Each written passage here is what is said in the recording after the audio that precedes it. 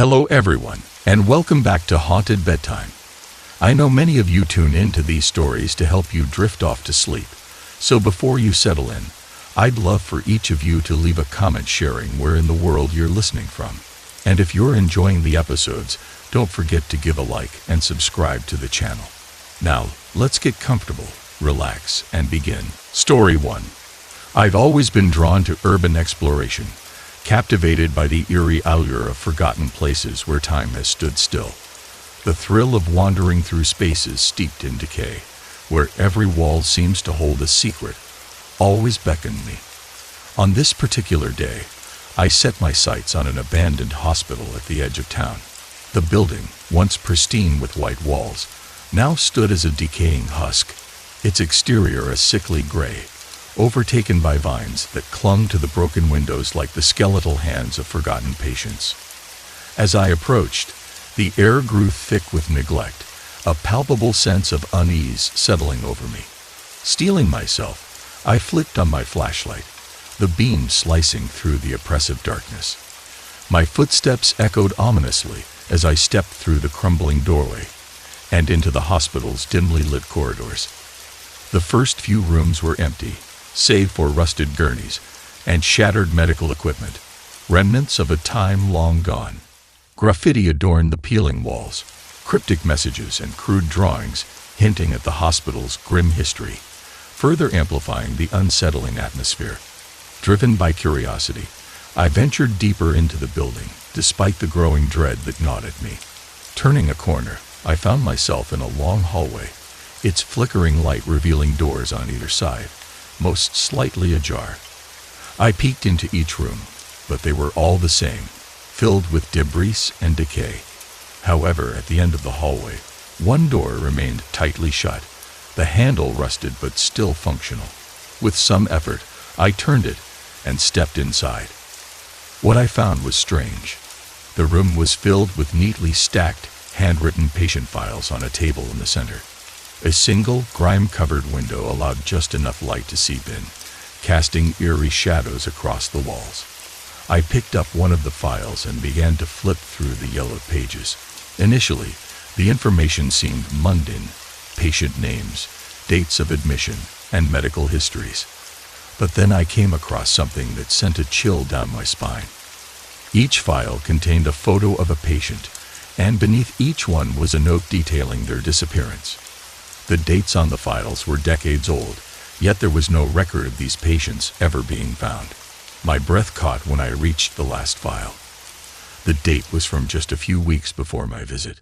A cold shiver ran through me, settling deep in my bones. I quickly rummaged through more files, finding the same haunting pattern. Patients of all ages, from children to the elderly, had disappeared without a trace, leaving behind no clues or explanations. The room, once merely unsettling, now felt suffocating. A faint noise behind me broke the oppressive silence. It was soft, like the creak of a floorboard, but enough to send a jolt of panic through me. I spun around, flashlight trembling in my hand, but the room was empty. My heart raced as I grabbed a few of the files and shoved them into my backpack, my hands shaking. I needed to leave. Fast. My pulse quickened as I retraced my steps, my pace hastening with every turn. The hospital's layout now seemed unfamiliar, as if the walls had shifted in my absence. I took a wrong turn and found myself in a dead-end corridor. The air grew colder, and the shadows around me seemed to stretch, reaching toward me like dark fingers.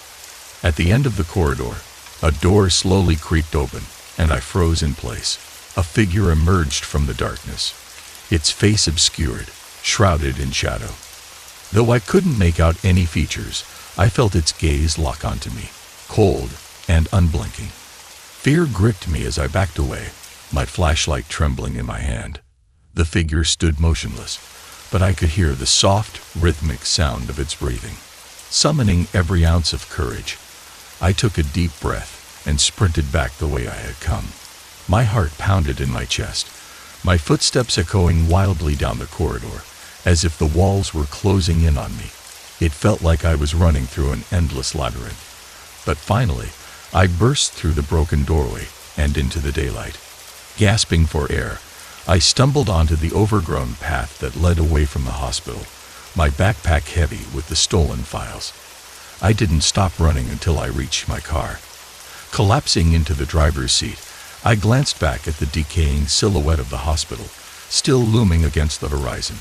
I knew in that moment that I would never return, not after what I had seen. But as I sat there, gripping the steering wheel, I couldn't shake the weight of the files in my backpack. The haunting photos of the vanished patients, their stories, their disappearances, and the figure lurking in the dark, it would stay with me forever. Story 2. The trail through the forest was my escape, a refuge from the endless noise of city life. It was a sanctuary, a place where I could lose myself in the rustling of leaves and the gentle sway of towering trees.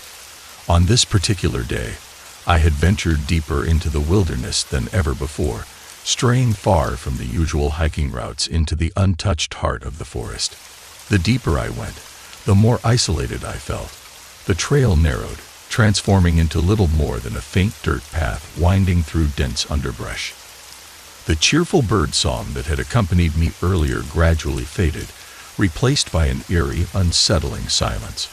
I savored the solitude at first, the feeling of being truly alone in nature. But as the shadows lengthened and the sun began to dip below the horizon, an uneasy tension crept over me. I pressed forward, my eyes darting between the trees, making sure not to stray too far off the path. The canopy above thickened, allowing only sporadic beams of sunlight to pierce through, casting long, shifting shadows across the forest floor. Though the scene was beautiful, there was something unsettling about the stillness. As I rounded a bend, something caught my eye. A bright red stain against the muted greens and browns of the forest. My heart raced as I cautiously approached. It was a backpack, its once bright fabric now stained with dark, dried blood. A wave of instinct told me to turn back, to leave whatever horrors lay ahead undisturbed. But my curiosity overpowered my fear, and I knelt down to inspect it. The bloody backpack was heavy, its contents shifting as I lifted it. My hands trembled as I unzipped the main compartment, revealing fresh food inside, sandwiches, fruit, and a bottle of water. The food was cold, as if it had been packed that very morning. I checked the other pockets, finding a map and a flashlight, but there was no identification, nothing to tell me who the backpack belonged to. I scanned the area, searching for any signs of recent human activity, but the trail was pristine, untouched by other hikers. The lack of footprints, the stillness of the forest, the bloodied backpack, it made no sense. A chill ran down my spine as I realized the unsettling truth. Someone had been here recently, and they had vanished without a trace. Despite the gnawing fear at the pit of my stomach, I pressed on, hoping to find some sign of the backpack's owner. The trail grew darker, the trees seeming to close in around me, their branches twisting like skeletal fingers. I kept my eyes peeled for any movement, but the only thing I saw were the shifting shadows playing tricks on my mind. The path eventually led to a small clearing. In the center stood a makeshift campsite, a tarp strung up between two trees, a smoldering fire pit, and a few scattered belongings. Yet once again, there was no sign of life. The air around the campsite was heavy with the lingering scent of smoke, but the fire had long since burned out. I searched the area, finding a discarded jacket and a pair of hiking boots, but no people. The weight of the bloody backpack grew heavier in my hands, and a wave of nausea swept over me. Something terrible had happened here. The missing person, the blood-stained bag, the fresh food. It all pointed to something sinister. I turned to leave, the urge to flee overtaking me. But as I stepped away, I heard it, a low, guttural growl emanating from the shadows of the trees. My heart leaped into my throat as the growl grew louder, more insistent. Whatever it was closing in on me. Panic set in, and I broke into a sprint, the backpack bouncing against my back as I tore down the trail. Branches whipped past my face, the forest becoming a blur around me. But the growl followed, relentless, growing nearer with every step. I didn't stop running until I burst through the trailhead and into the parking lot, my legs shaking with exhaustion. I dropped the bloody backpack, fumbling for my car keys as I stumbled into the driver's seat. As I sped away from the forest, the growl finally faded into the distance, but the image of the bloody backpack and the eerie campsite haunted me, a chilling reminder of the darkness that lurked in the wilderness. The hallway was empty, but the elevator doors were wide open. Inside the shaft, the elevator car sat silently, unmoving. A chill ran down my spine as I approached it, my footsteps echoing in the quiet. Reaching out, I pressed the button to close the doors, but before my hand could make contact, they slid shut on their own, a mechanical hum filling the silence. I shrugged it off, thinking it was a simple glitch. Elevators could be temperamental, after all. It had to be a random malfunction. As I turned to head back to my office, something caught my attention. A flickering light at the end of the hallway. My boss's office. The faint glow from the light filtered through the frosted glass of the door. I knew for a fact I was the last one left in the building, and my boss had left hours ago. So why was his office light still on? A growing sense of unease crept over me as I walked toward the door. It was locked, as always, when my boss wasn't there.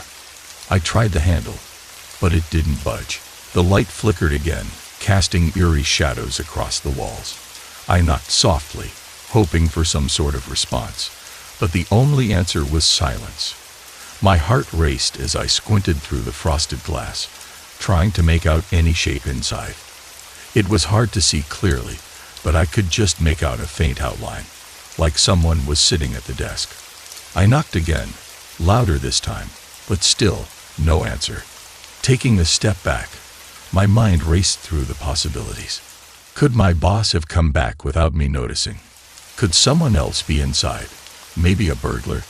Just as I reached for my phone to call security, I realized I had no signal. Reception was always spotty this high up in the building, but this felt like more than just bad luck. I hesitated, unsure of what to do. The rational part of me screamed to leave, but curiosity held me in place. I turned back to my office to grab the spare key to my boss's door.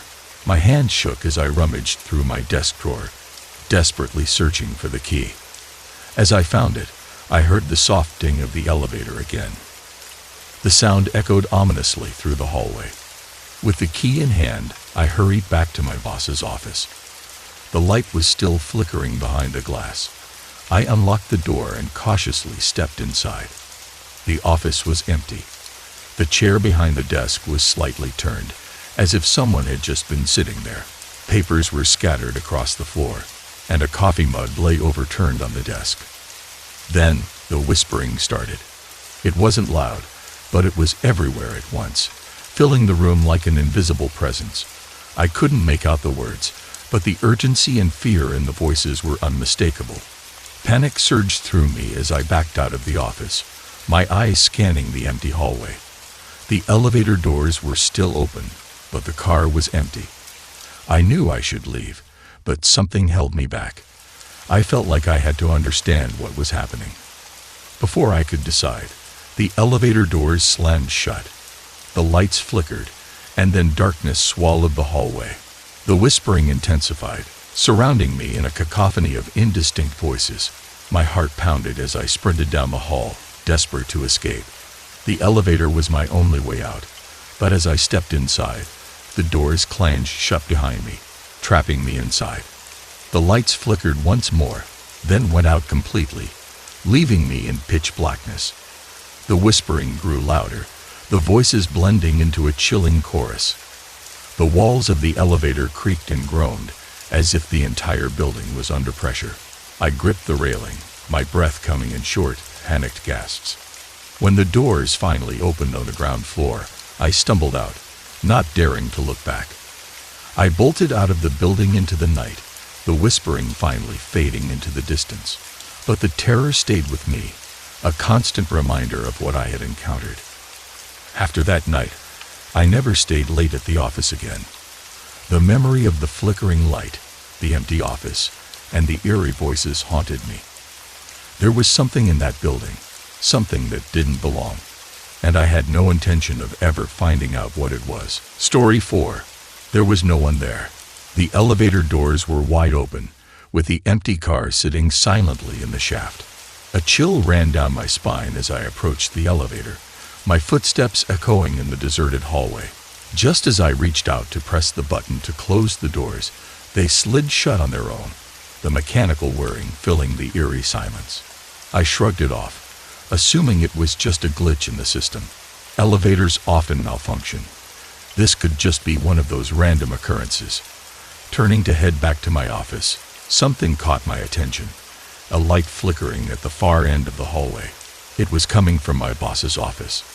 The faint glow pierced through the frosted glass door. I knew I was the last one left in the building, and my boss had left hours ago. So, why was the office light on? A surge of unease swept over me as I approached the door. The office was locked, just as it always was when my boss wasn't there. I tried the handle, but it didn't budge. The light continued to flicker, casting strange shadows across the walls. I knocked softly, hoping for an answer, but all I got was silence. My heart raced as I peered through the frosted glass, trying to make out anything moving inside. It was hard to see clearly, but I could make out a faint outline, like someone was sitting at the desk. I knocked again, this time louder. No response. I took a step back, my mind running wild with possibilities. Had my boss returned without me noticing? Was someone else inside? A burglar? An intruder? I reached for my phone, intending to call security, but there was no signal. The tall building often messed with reception, but this time, it felt like more than just bad luck. Taking a deep breath, I decided to return to my office to use the landline. Just as I turned away, I heard it, a faint whisper from behind the door. It was so soft that I almost didn't hear it, but the sound sent a shiver down my spine. I froze, straining to hear more, but it was just a jumble of indistinct sounds, like a distant conversation. My instincts screamed at me to leave, to get out of the building and call for help from outside, but curiosity overpowered my fear. I hurried back to my office, searching through my desk for the spare key to my boss's door. My hands trembled as I finally found it. Just then, I heard the elevator doors open again. The soft ding echoed through the hallway, urging me to act quickly. I sprinted back to my boss's office, unlocked the door, and stepped inside. The light was still on, but the office was empty. The chair behind the desk was turned, as if someone had just stood up. Papers were scattered across the floor, and a coffee mug was overturned, its contents spilled on the desk. The whispering grew louder, now surrounding me from all sides. Panic surged through me as I backed out of the office, my eyes darting around the empty hallway. The elevator doors were still open, but the car was empty. I knew I had to leave, but something kept holding me back, a nagging feeling that I needed to understand what was happening. I didn't wait to find out, though. I sprinted down the hallway, the whispering voices growing louder as I ran. The elevator was my only way out, but as soon as I stepped inside, the doors slammed shut, and the lights flickered before plunging me into darkness. The whispers were everywhere now, a chorus of indistinct voices, filled with urgency and fear. The elevator began to descend, the walls creaking and groaning as if they were under immense pressure. When the doors finally opened on the ground floor, I stumbled out, gasping for breath. I didn't look back as I ran out of the building and into the cold night air. The whispering faded into the distance, but the fear lingered, clinging to me like a shadow. I knew I had seen something unexplainable, something that shouldn't have been there. I never stayed late at the office again after that night. The memory of the elevator, the voices, and that office light flickering on without reason haunted me for days. Whatever was in that building didn't belong there, and I had no intention of finding out what it was. I returned to the soup kitchen the next day, hoping to spot the homeless man again. I watched the line carefully, asking the other volunteers if they had seen him, but no one had. It was as if he had vanished without a trace, leaving behind only the mystery of the crumpled note. A few days later, the police called, asking if I had any more information, but I had nothing to offer. The homeless man remained elusive, and the list of locations and dates remained a haunting reminder of the darkness lurking beneath the surface of the city. I knew I would never forget that night at the soup kitchen, and I often wondered if I would ever learn the truth behind the chilling message. Working the night shift as a security guard at the old museum was supposed to be an easy gig. The building itself was ancient, with creaking floors and dimly lit corridors that gave it a haunted vibe, but I didn't mind. The quiet suited me, and the steady rounds kept my mind occupied during the long hours. The museum was always understaffed and underfunded, which explained why they hired someone with minimal experience like me. Most of the exhibits were dusty relics from forgotten times, and they didn't attract many visitors. The main attraction was the Egyptian wing, with its mummies and ancient artifacts, but even that had lost its charm over the years. One night, during my rounds, I noticed something unusual in the Egyptian wing. There was a display of ancient hieroglyphs, a large stone tablet encased in glass, but the glass was slightly ajar. It wasn't broken, just tilted at a strange angle. I was sure I hadn't seen it like that before. Had someone tampered with it earlier in the day? I stepped closer to fix the glass, pushing it back into place, when I heard a faint clicking sound. It was coming from behind the display, like the sound of gears turning. I leaned in, trying to find the source, and noticed a small gap in the wall, a hidden door, cleverly concealed among the ornate carvings on the stone tablet. Curiosity got the better of me, and I decided to investigate. I pulled the door open, expecting to find a maintenance closet or storage room, but what I discovered made my heart race. It was a small windowless room, dimly lit by the glow of several computer screens. Along one wall was a row of surveillance monitors, each displaying live feeds from different locations. At first, I thought they were security cameras for the museum, but as I looked closer, I realized the scenes on the screens weren't from the museum at all. They were from people's homes, living rooms, kitchens, bedrooms, captured in real time. The images were crystal clear, showing people going about their nightly routines, completely unaware they were being watched. A chill ran down my spine as I scanned the screens, recognizing a few familiar places. One screen showed the inside of a local coffee shop, its owner cleaning up for the night. Another displayed a bedroom, where a couple was fast asleep. There were more: a child's playroom, a family's dining room, an elderly woman's front porch, all being watched without their knowledge. Anger and fear surged through me. Who had set this up? Why was it hidden in the museum? This was a massive invasion of privacy, something that should never have existed. I backed out of the room, my mind racing with questions. Who was responsible for this? Why was it concealed behind a museum display? What other secrets were hidden within these walls? I knew I had to report it, but I didn't know who to trust. The museum had a shady reputation, with rumors of corruption, illegal activities, and backroom deals. I couldn't be sure if my superiors were involved, or if they were simply ignorant of what was happening. I decided to leave the museum and called the police from a safe location, fearing that if I stayed, I might be in danger. As I made my way back through the Egyptian wing, I heard footsteps behind me. Soft but deliberate, each step echoed in the empty corridors. I quickened my pace, my heart pounding in my chest, but the footsteps grew louder, as if someone was following me. I turned a corner and hid behind a large sarcophagus, my breathing shallow as I listened. The footsteps approached, then stopped abruptly, as though the person knew I was there. Panic surged through me. I was alone in a museum with someone who clearly didn't have good intentions. I peeked around the sarcophagus and saw a shadowy figure standing in the hallway.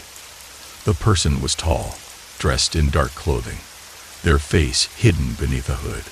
They stood still, as if listening for any sound. I held my breath, praying they wouldn't find me. But then they started moving again, heading straight for the hidden door. I took the opportunity to make my escape, running as quietly as I could toward the museum's exit. The old wooden floors, creaked beneath my weight, but I didn't care. I just needed to get out of there. As I reached the front door, I heard a loud crash from the Egyptian wing, followed by the sound of breaking glass. I didn't wait to see what had happened. I burst through the exit and into the night, the cool air hitting me like a shock. I ran to my car, my hands shaking as I fumbled with the keys. I could still hear the footsteps in my mind, that steady rhythm that felt like a countdown to something terrible. I called the police from my car, telling them everything I had seen. They said they would send officers to investigate, but I knew I couldn't go back there, not after what I had discovered: the hidden door, the surveillance equipment, the wall of screens showing live feeds from inside people's homes. It was too much, too dangerous. I quit my job at the museum the next day, leaving without saying a word to anyone. I knew that I had stumbled upon something dark, something that would take a long time to unravel. I never returned to the museum, and I never spoke of what I had seen. But the memory of that hidden room with its wall of screens and the silent footsteps in the night would haunt me for the rest of my life. Story 7. Being a janitor at a high school isn't the most glamorous job, but I didn't mind. If the hours were steady and the work was straightforward, I spent my nights cleaning classrooms, emptying trash cans, and making sure the hallways were tidy for the next day. The school had its fair share of teenage antics, but nothing too out of the ordinary until the graffiti started showing up. The first time I saw it, it was in one of the stairwells. The simple symbol scrolled in black marker. It looked like a triangle with a circle inside, not unlike some band logo side scene. I cleaned it off, thinking it was just a bit of teenage rebellion. But the next night, there were more symbols. This time in the second floor hallway, there were different lines, dots, and other geometric shapes, like someone was leaving a message, but I couldn't make sense of it. The graffiti kept appearing each night, more intricate than the last. I did my best to clean it off, but it was getting harder to keep up. The symbols were becoming more complex, and they seemed to be leading somewhere, a path through the school that I couldn't follow. I mentioned it to the security guard, but he just shrugged, saying it was probably just kids messing around. But then I saw the message. It was on the wall outside the gym, written in bold black letters: "Meet me at the gym tonight." It was clear, no symbols or codes, just a straightforward invitation. It made my skin crawl, the idea that someone was planning something at the school. After hours, I knew I had to do something, but I wasn't sure what. I decided to investigate to see if I could figure out who was behind the graffiti and what they were planning. I kept an eye on the gym that night, my mop and bucket nearby as an excuse to be there. The hours passed slowly, the school empty and silent. I heard the distant creak of old pipes and the occasional echo of footsteps, but nothing out of the ordinary. As midnight approached, I started to think I was overreacting. Maybe it was just a prank, a way for some students to spook the janitor. But then I heard a noise, a faint whisper coming from the gym. It was quiet, barely audible, but it was there. I crept closer, my heart racing. As I reached the gym door, I peered through the small window in the door and saw a figure standing in the middle of the gymnasium. It was hard to make out any details. The lights were dim, and the figure was wearing a hooded jacket, but I could see them pacing back and forth, their hands gesturing as if they were talking to someone I knew of. I should leave, called the security guard, and let him deal with it.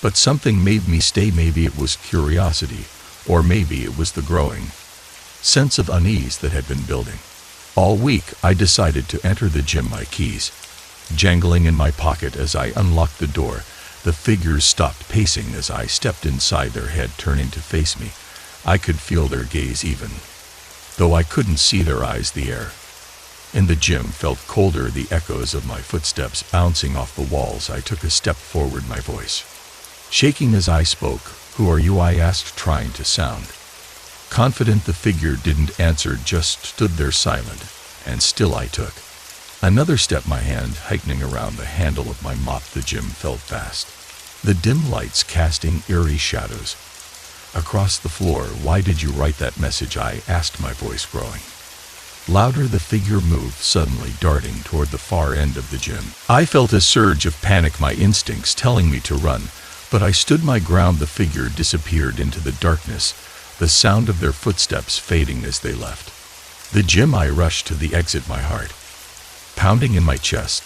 The school felt like a maze, the hallways twisting and turning in ways that made no sense. I could hear distant whispers, like the walls the L were talking, but I couldn't make out the words. I finally made it to the security office, bursting through the door to find the guard asleep at his desk. I shook him awake, my words tumbling out in a frantic rush. He looked at me with blurry eyes, his expression one of disbelief. "You sure you didn't just imagine it?" he asked. Yawning, I knew what I had seen, but I couldn't prove it. There were no cameras in the gym, and the graffiti was just symbols and random words.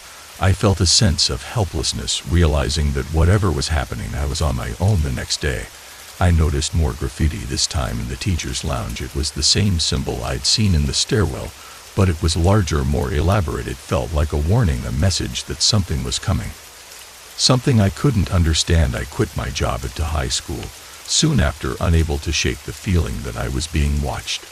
The whispers in the gym, the hooded figure, and the coded messages were too much for me to handle. I never went back, and I never found out what was really happening in that old school, but the memory of that night in the gym would haunt me for years to come. Story 8. The small town had a reputation for being quiet and uneventful, the kind of place where everyone knew each other's business, and the local diner served as the social hub. But recently things had taken a dark turn. People had started disappearing, vanishing without a trace. It wasn't just a few isolated cases.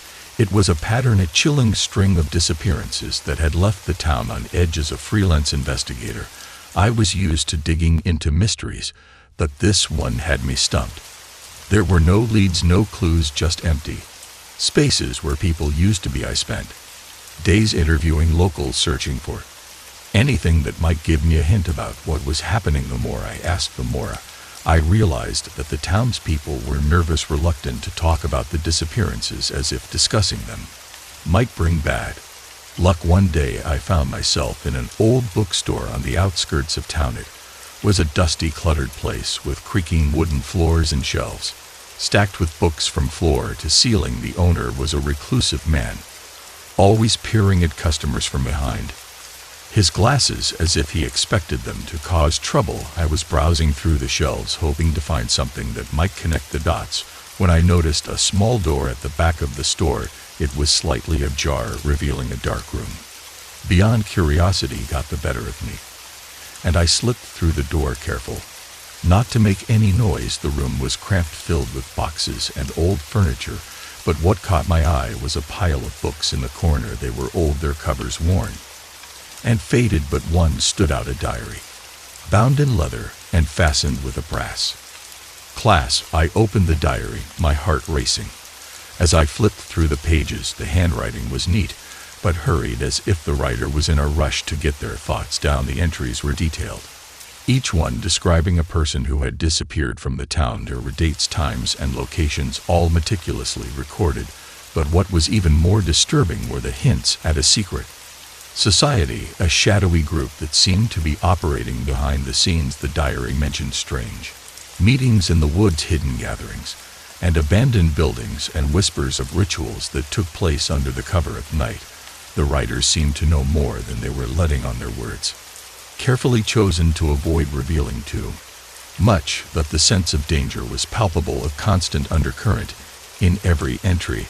As I read further, I found references to symbols and signs, cryptic drawings that matched the ones I'd seen around town. The symbols were like a secret language, a code that only a select few could understand. The diary hinted at a larger conspiracy, something that went far beyond the simple disappearances I'd been investigating. I was so engrossed in the diary that I didn't hear the sound of footsteps behind me. The floor creaked, and I spun around. The diary clutched tightly in my hand. It was the bookstore owner. His eyes narrowed as he stared at me. "You're not supposed to be back here," he said, his voice low and threatening. I tried to play it cool, pretending I was just curious about the old books, but he wasn't buying it. He took a step closer, his hand reaching out as if to grab the diary from me. I backed away, my instincts telling me to run, but I didn't want to let go of the evidence. "I had found you need to leave," he said, his tone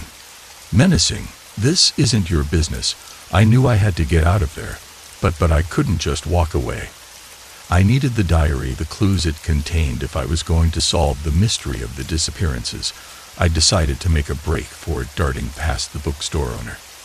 And racing toward the front of the store, he shouted after me, his voice echoing off the walls, but I didn't look back. I burst out of the bookstore and into the street, the diary tucked under my arm. The town was quieted, the sun setting behind the buildings, casting long shadows across the pavement. I ran as fast as I could, my heart pounding in my chest, not stopping until I reached my car.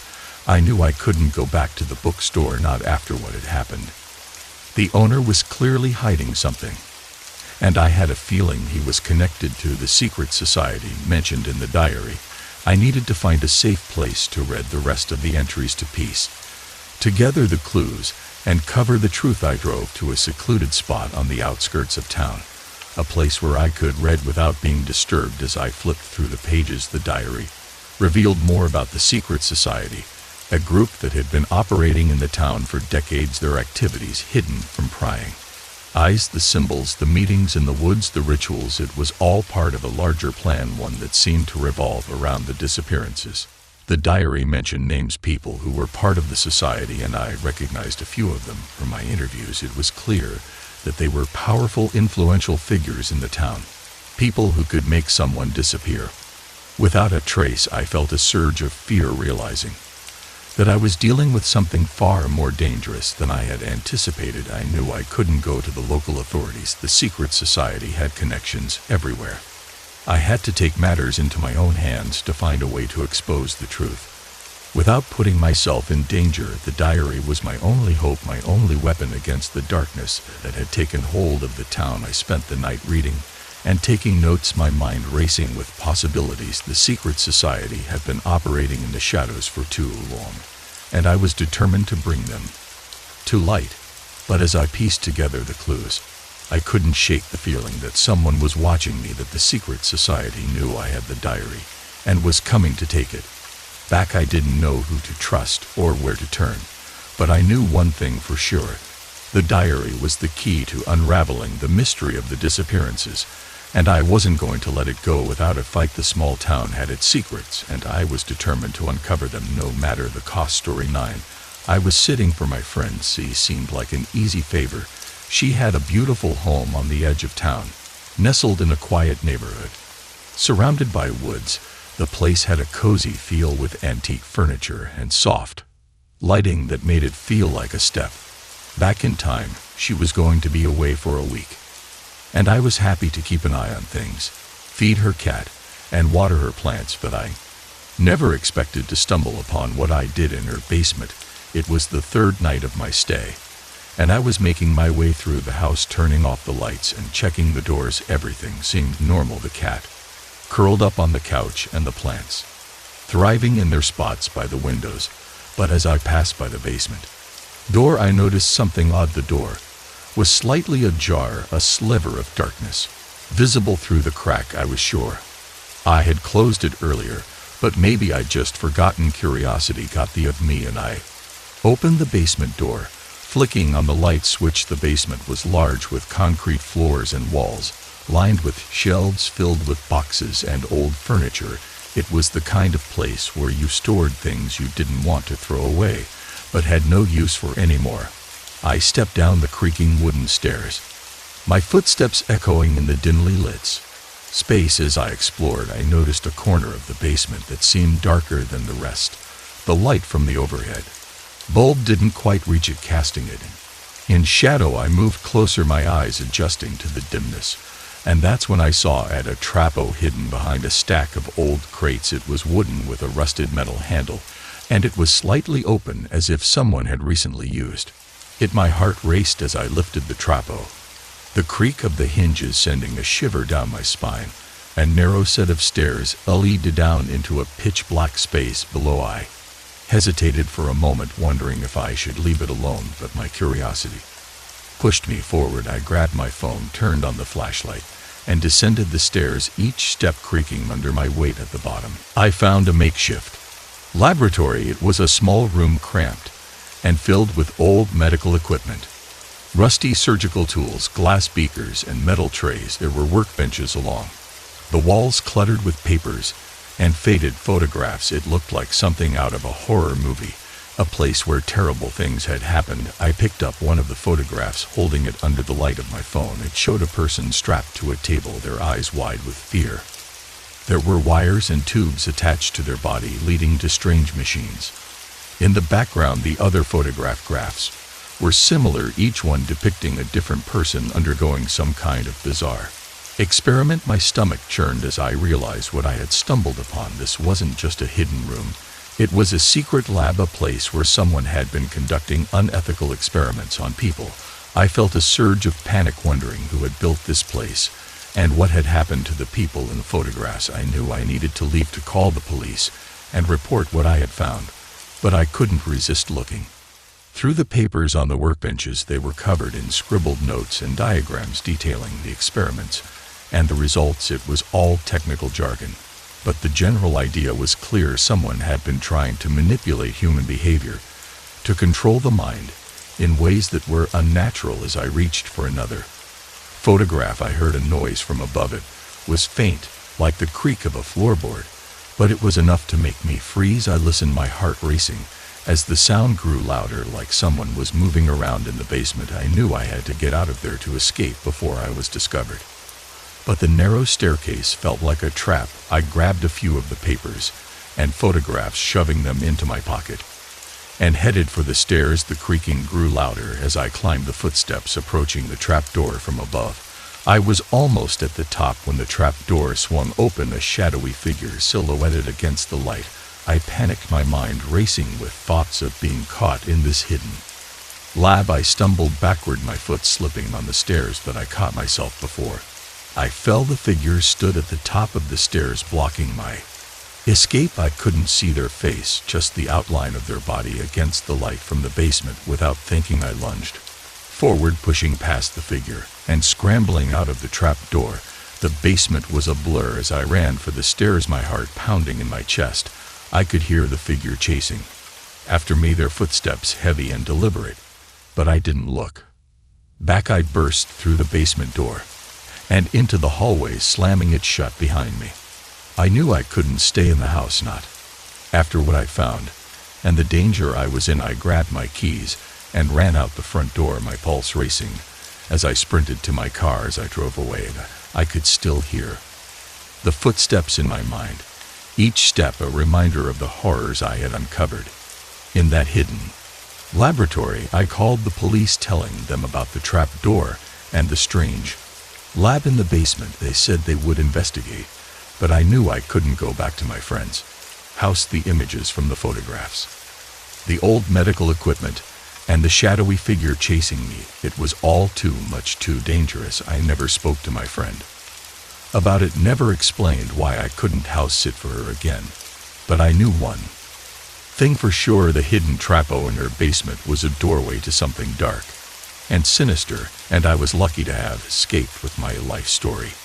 Delivering mail in the suburbs had always been a routine job. Each day I walked my route through the quiet streets where the lawns were always freshly mowed and the houses looked pristine. It was the kind of neighborhood where everyone knew each other, where kids played in the streets without a worry in the world. But one house had always stood out. It was at the end of the cul-de-sac, shrouded in overgrown bushes with windows boarded up and paint peeling from the walls. It had been abandoned for years, a relic of a time when the neighborhood had seen better days. No one talked about the house. It was like a ghost among the immaculate homes. Neighbors avoided it, kids steered clear, and even pets seemed to sense something was off. I always glanced at it when I passed by, feeling a chill run down my spine every time, but nothing prepared me for what I discovered on that sunny afternoon. I was sorting through the mail, making my usual rounds, when I noticed a stack of envelopes addressed to the abandoned house. It struck me as odd, given that no one had lived there for years. The postmark dates were recent, within the past few weeks, and the return Address was local, but what caught my eye was the handwriting. It was eerily familiar, the kind of cursive style that seemed to belong to another era. I knew I shouldn't have, but my curiosity got the better of me. I pulled one of the envelopes out of the stack and held it up to the light. The handwriting was precise, each letter flowing into the next with a smooth, almost practiced elegance. It reminded me of my grandfather's handwriting, the kind you rarely saw anymore. I glanced around, making sure no one was watching, and then slipped the envelope into my pocket. It felt wrong, like I was breaking some kind of code. But I couldn't help it. The abandoned house, the recent mail, a familiar handwriting. It was too much to ignore. I finished my route, my mind racing with questions. Who was sending these letters? Why to an abandoned house? And why did the handwriting look so familiar? I couldn't stop thinking about it, the unease growing with each passing minute. That evening, I sat at my kitchen table, the envelope in front of me. I hesitated, wondering if I was crossing a line, but my curiosity pushed me forward. I opened it carefully, the paper crinkling in my hands, and pulled out a single sheet of paper. It was a letter, handwritten in the same elegant cursive. The letter was addressed to someone named John.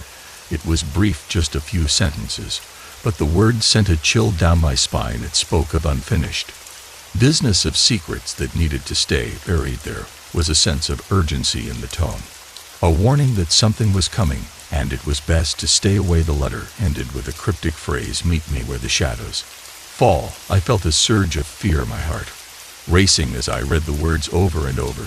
Who was John? What secrets needed to stay buried? And where was this meeting place where the shadows fell? The question swirled in my mind, each one more unsettling than the last. I knew I had to go to the abandoned house to see if there were more clues, but the thought filled me with dread. It was late, the sun had set, and the street was eerily quiet. I grabbed a flashlight and made my way down the quack, the darkness pressing in around me. The house loomed ahead, its silhouette stark against the night sky.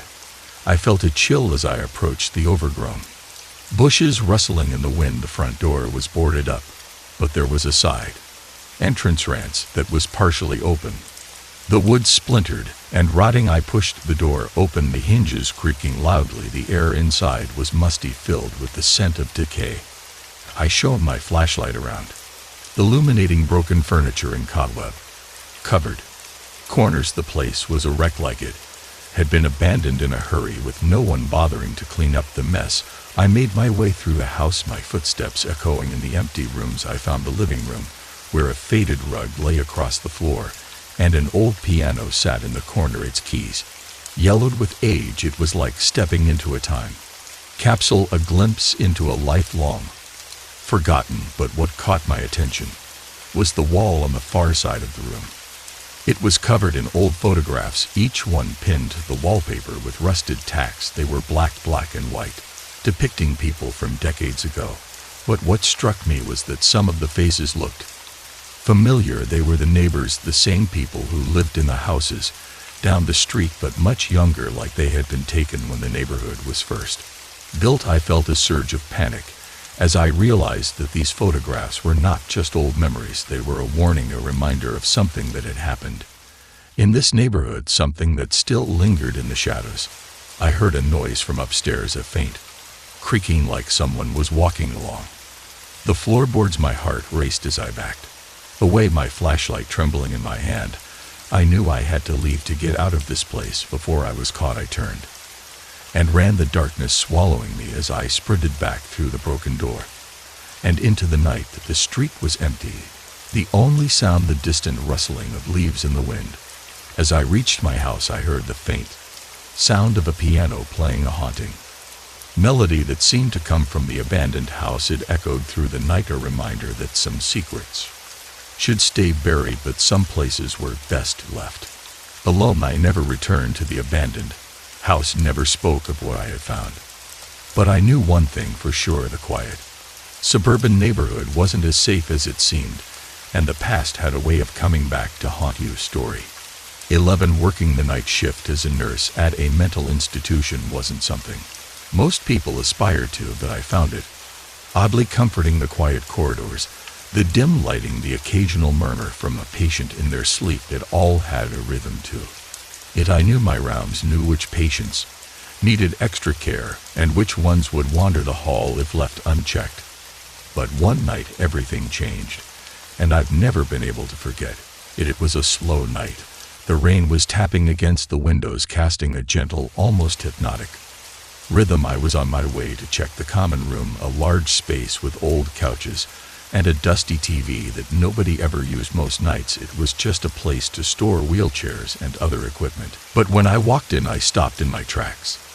There was a man sitting on one of the couches, his back to me, his gaze fixed on the blank television screen. At first, I thought it was one of the new patients. Sometimes they wandered when they couldn't sleep, but something about his posture made me uneasy. He was sitting perfectly still, his shoulders squared, his hands resting on his knees.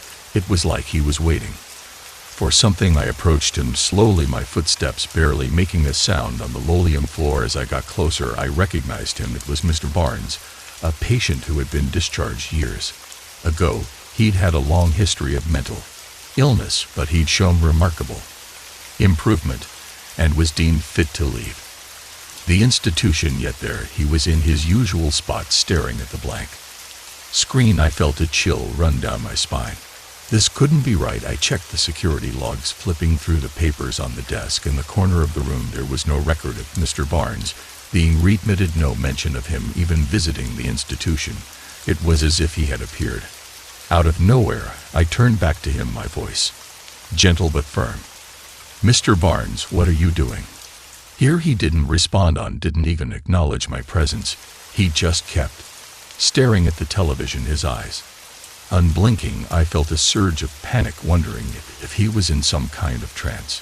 But when I reached out to touch his shoulder, he flinched, his whole body tensing. "It's okay," I said, trying to soothe him. "You're not supposed to be here. Let's get you back to your room." He turned to look at me, and his eyes were filled with fear. "They're coming," he whispered, his voice barely audible. "They never really left. They're watching us." I felt a shiver run down my spine. His words were so quiet, yet they seemed to echo through the room. I tried to reassure him, telling him that nobody was coming, but he just shook his head, his gaze returning to the television. I knew I had to get him out of there, but I was hesitant to use force. I called for backup, radioing the security guard on duty. When he arrived, I explained the situation, showing him the security logs that proved Mr. Barnes shouldn't be here. The guard was just as baffled as I was, but he didn't hesitate to escort Mr. Barnes out of the common room. As we were leading him back to his room, he started to mutter to himself, his words incoherent but filled with anxiety. He kept glancing over his shoulder, as if expecting to see someone following us. I felt a sense of dread, wondering what he had seen, what had brought him back to the institution after all these years. We got him back to his room and made sure he was comfortable. I called the head nurse, explaining the situation, and she promised to look into it in the morning. But I couldn't shake the feeling that something was wrong, that there was more to this than a simple mix-up. The rest of the night was uneventful, but I kept thinking about Mr. Barnes, about the fear in his eyes, and his whispered words about them coming back. I went over the security logs again, searching for any clue, but there was nothing. It was as if he had never existed, as if he had been erased from the institution's records. The next day, I came in early, eager to hear what the head nurse had found. She greeted me with a confused expression, telling me that there was no record of Mr. Barnes being a patient, not in the past or the present. I insisted that he had been there the night before, but she just shook her head, dismissing it as a hallucination or a dream brought on by stress. I knew what I had seen. I had spoken to Mr. Barnes, touched his shoulder, and seen the fear in his eyes, but nobody believed me. The other nurses gave me strange looks, as if I had lost my mind. Even the security guard, who had helped me escort him back to his room, claimed he didn't remember any of it. I felt like I was losing my grip on reality, like the institution itself was playing tricks on me. I couldn't stop thinking about Mr. Barnes, about his warning that they were watching. I started to see shadows moving in the corners of my vision, hear faint whispers in the empty hallways. It was as if the institution had come alive, its walls breathing with hidden secrets. I quit my job soon after, unable to handle the growing sense of unease.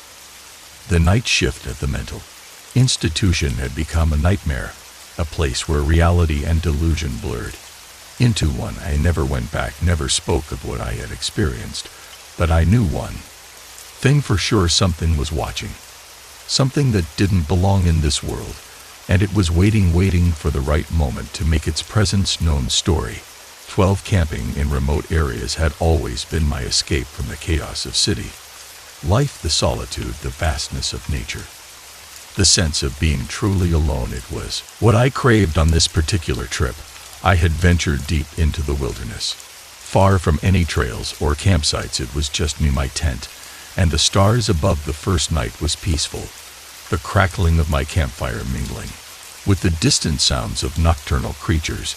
But everything changed when the screams started. It was late, well past midnight, and I was lying in my sleeping bag, listening to the wind rustling through the trees. The air was cool, and the sky was clear with a brilliant display of stars overhead. I was just starting to drift off to sleep when I heard it, a distant scream, faint but distinct. It was the kind of scream that made your blood run cold, filled with fear and pain. I sat up, my heart racing, straining to hear if it would happen again. At first, there was nothing but the wind, a gentle breeze that seemed to carry whispers through the trees. But then it came again, another scream, louder, this time echoing through the forest. I grabbed my flashlight and unzipped my tent, stepping out into the darkness. The sound was coming from somewhere in the distance, but I couldn't tell from which direction. I knew I shouldn't investigate, not in the middle of the night, not alone. But curiosity got the better of me. I followed the sound, my flashlight beam cutting through the darkness.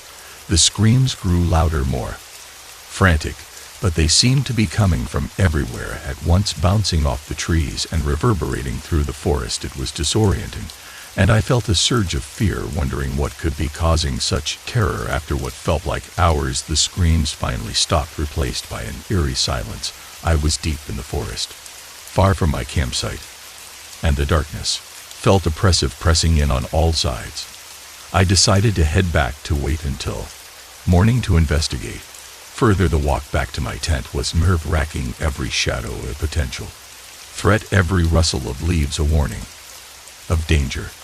The next morning I woke with a sense of unease, the memory of the scream still fresh in my mind. I decided to explore the area, hoping to find some clue as to what had happened. I walked through the forest, following the path I had taken the night before, until I came across a small clearing. In the center of the clearing was a circle of stones with a charred fire pit at its center. It looked like someone had been camping there recently, but there was no sign of anyone around. I examined the fire pit, noting that the ashes were still warm. Whoever had been here had left in a hurry, leaving behind only the remnants of their campfire. I searched the area, looking for any other clues, but there was nothing. No footprints, no discarded items, nothing to indicate who had been here or why the rest of the day passed without incident. But the sense of unease lingered as night fell. I returned to my campsite, lighting my own fire and hoping for a quiet evening. But just as I was settling in, the screams started again. This time they were closer, louder, as if they were coming from just beyond the edge of the clearing. I grabbed my flashlight and shined it into the darkness, but I saw nothing, just the shifting shadows of the trees. I knew I had to leave to get out of this remote area and find help. I packed up my gear, my hands trembling with fear, and started back down the trail that led to the nearest town. The screams continued, growing more frantic, more desperate, but I kept my pace steady, my eyes fixed on the path ahead. As I walked, I couldn't shake the feeling that I was being watched. The forest seemed to come alive, the rustling of leaves and the creaking of branches blending with the distant screams. I quickened my pace, my heart racing, every instinct telling me to run. By the time I reached the town, the screams had stopped, replaced by the normal sounds of civilization. I reported what I had heard to the local authorities, but they dismissed it as the cries of coyotes or other wildlife. They assured me that the forest was safe, that there was nothing to worry about, but I knew what I had heard. and I couldn't shake the feeling that something was out there, something that didn't belong. I never returned to that remote area, never ventured so deep into the wilderness. Again, the memory of the screams, the circle of stones with its charred fire pit, and the eerie sense of being watched. It was too much to bear. The forest held its secrets, and I had stumbled upon something that was better left undisturbed. Story 13. My grandfather's attic was a place I'd rarely visited. It was one of those spaces that held years of forgotten memories packed tight with dusty boxes and old furniture. After he passed away, I was tasked with clearing it out, sorting through the clutter, and deciding what to keep. I wasn't expecting to find much, maybe some old trinkets or forgotten books, but what I discovered changed everything I thought I knew about my family. The attic was dark, the only light coming from a single bolt hanging from the rafters. I climbed up the rickety ladder, dust swirling around me as I reached the top. The air was musty, filled with the scent of old wood and decaying paper. Boxes were piled high, some of them stacked so precariously that I had to be careful not to knock them over. I started with the smaller boxes, sorting through old clothes, newspapers, and faded letters. Most of it was Monday, the kind of stuff you'd expect to find in an attic. But then I found the box of photographs. It was tucked away in the corner, covered with a layer of dust so thick I had to wipe it off with my sleeve. The box was unremarkable, just a simple cardboard container, but the photographs inside were anything but ordinary. At first, they seemed like typical family photos. There were pictures of my grandparents when they were young, smiling at the camera, and their Sunday best. There were shots of family gatherings, birthdays, and holidays. But as I sifted through them, I came across a set of photographs that made my heart skip a beat. They were black and white, clearly from decades ago. But the subject of the photos was a man who looked just like me. The resemblance was uncanny. Same facial structure, same hair color, even the same dimple in his cheek when he smiled. It was like looking into a mirror. But these photos were dated long before I was born. I felt a chill run down my spine. As I examined the photographs, there was no mistaking that the man in the photos could have been my twin. He was dressed in old-fashioned clothing, a suit and tie that looked like it was from the 1940s or 50s. He was in various settings, in front of a house, at a park, sitting on a bench by a river, but each photo had the same eerie familiarity. I turned the photographs over, searching for any clues. Some had dates written on the back, all from the mid-20th century, but there were no names, no identifying information. I checked the other photos in the box, hoping to find a connection, but there was nothing. It was as if this man had been erased from our family history, leaving behind only these haunting images. I couldn't shake the feeling that something was wrong, that there was a mystery here that needed solving. I took the photos downstairs and showed them to my parents, hoping they might have some answers, but they were just as confused as I was. My father swore he'd never seen the man before, and my mother suggested it might be a distant relative, someone who bore a striking resemblance to me, but I couldn't accept that explanation. The resemblance was too strong, too exact. I decided to dig deeper to see if I could find any records or documents that might shed light on who this man was and why he looked just like me. I spent hours searching through old family albums, digging through the attic, and even asking distant relatives if they knew anything about him. But I came up empty-handed. The more I searched, the more obsessed I became. I couldn't stop thinking about the photographs, about the man who seemed to share my face, but had lived decades before I was born. I started to have dreams about him, vivid images of him walking through the same places I did, his presence like a shadow that followed me everywhere. One night, I had a particularly vivid dream. I was in my grandfather's attic, but it was different, cleaner, brighter, like it had been restored to its former glory.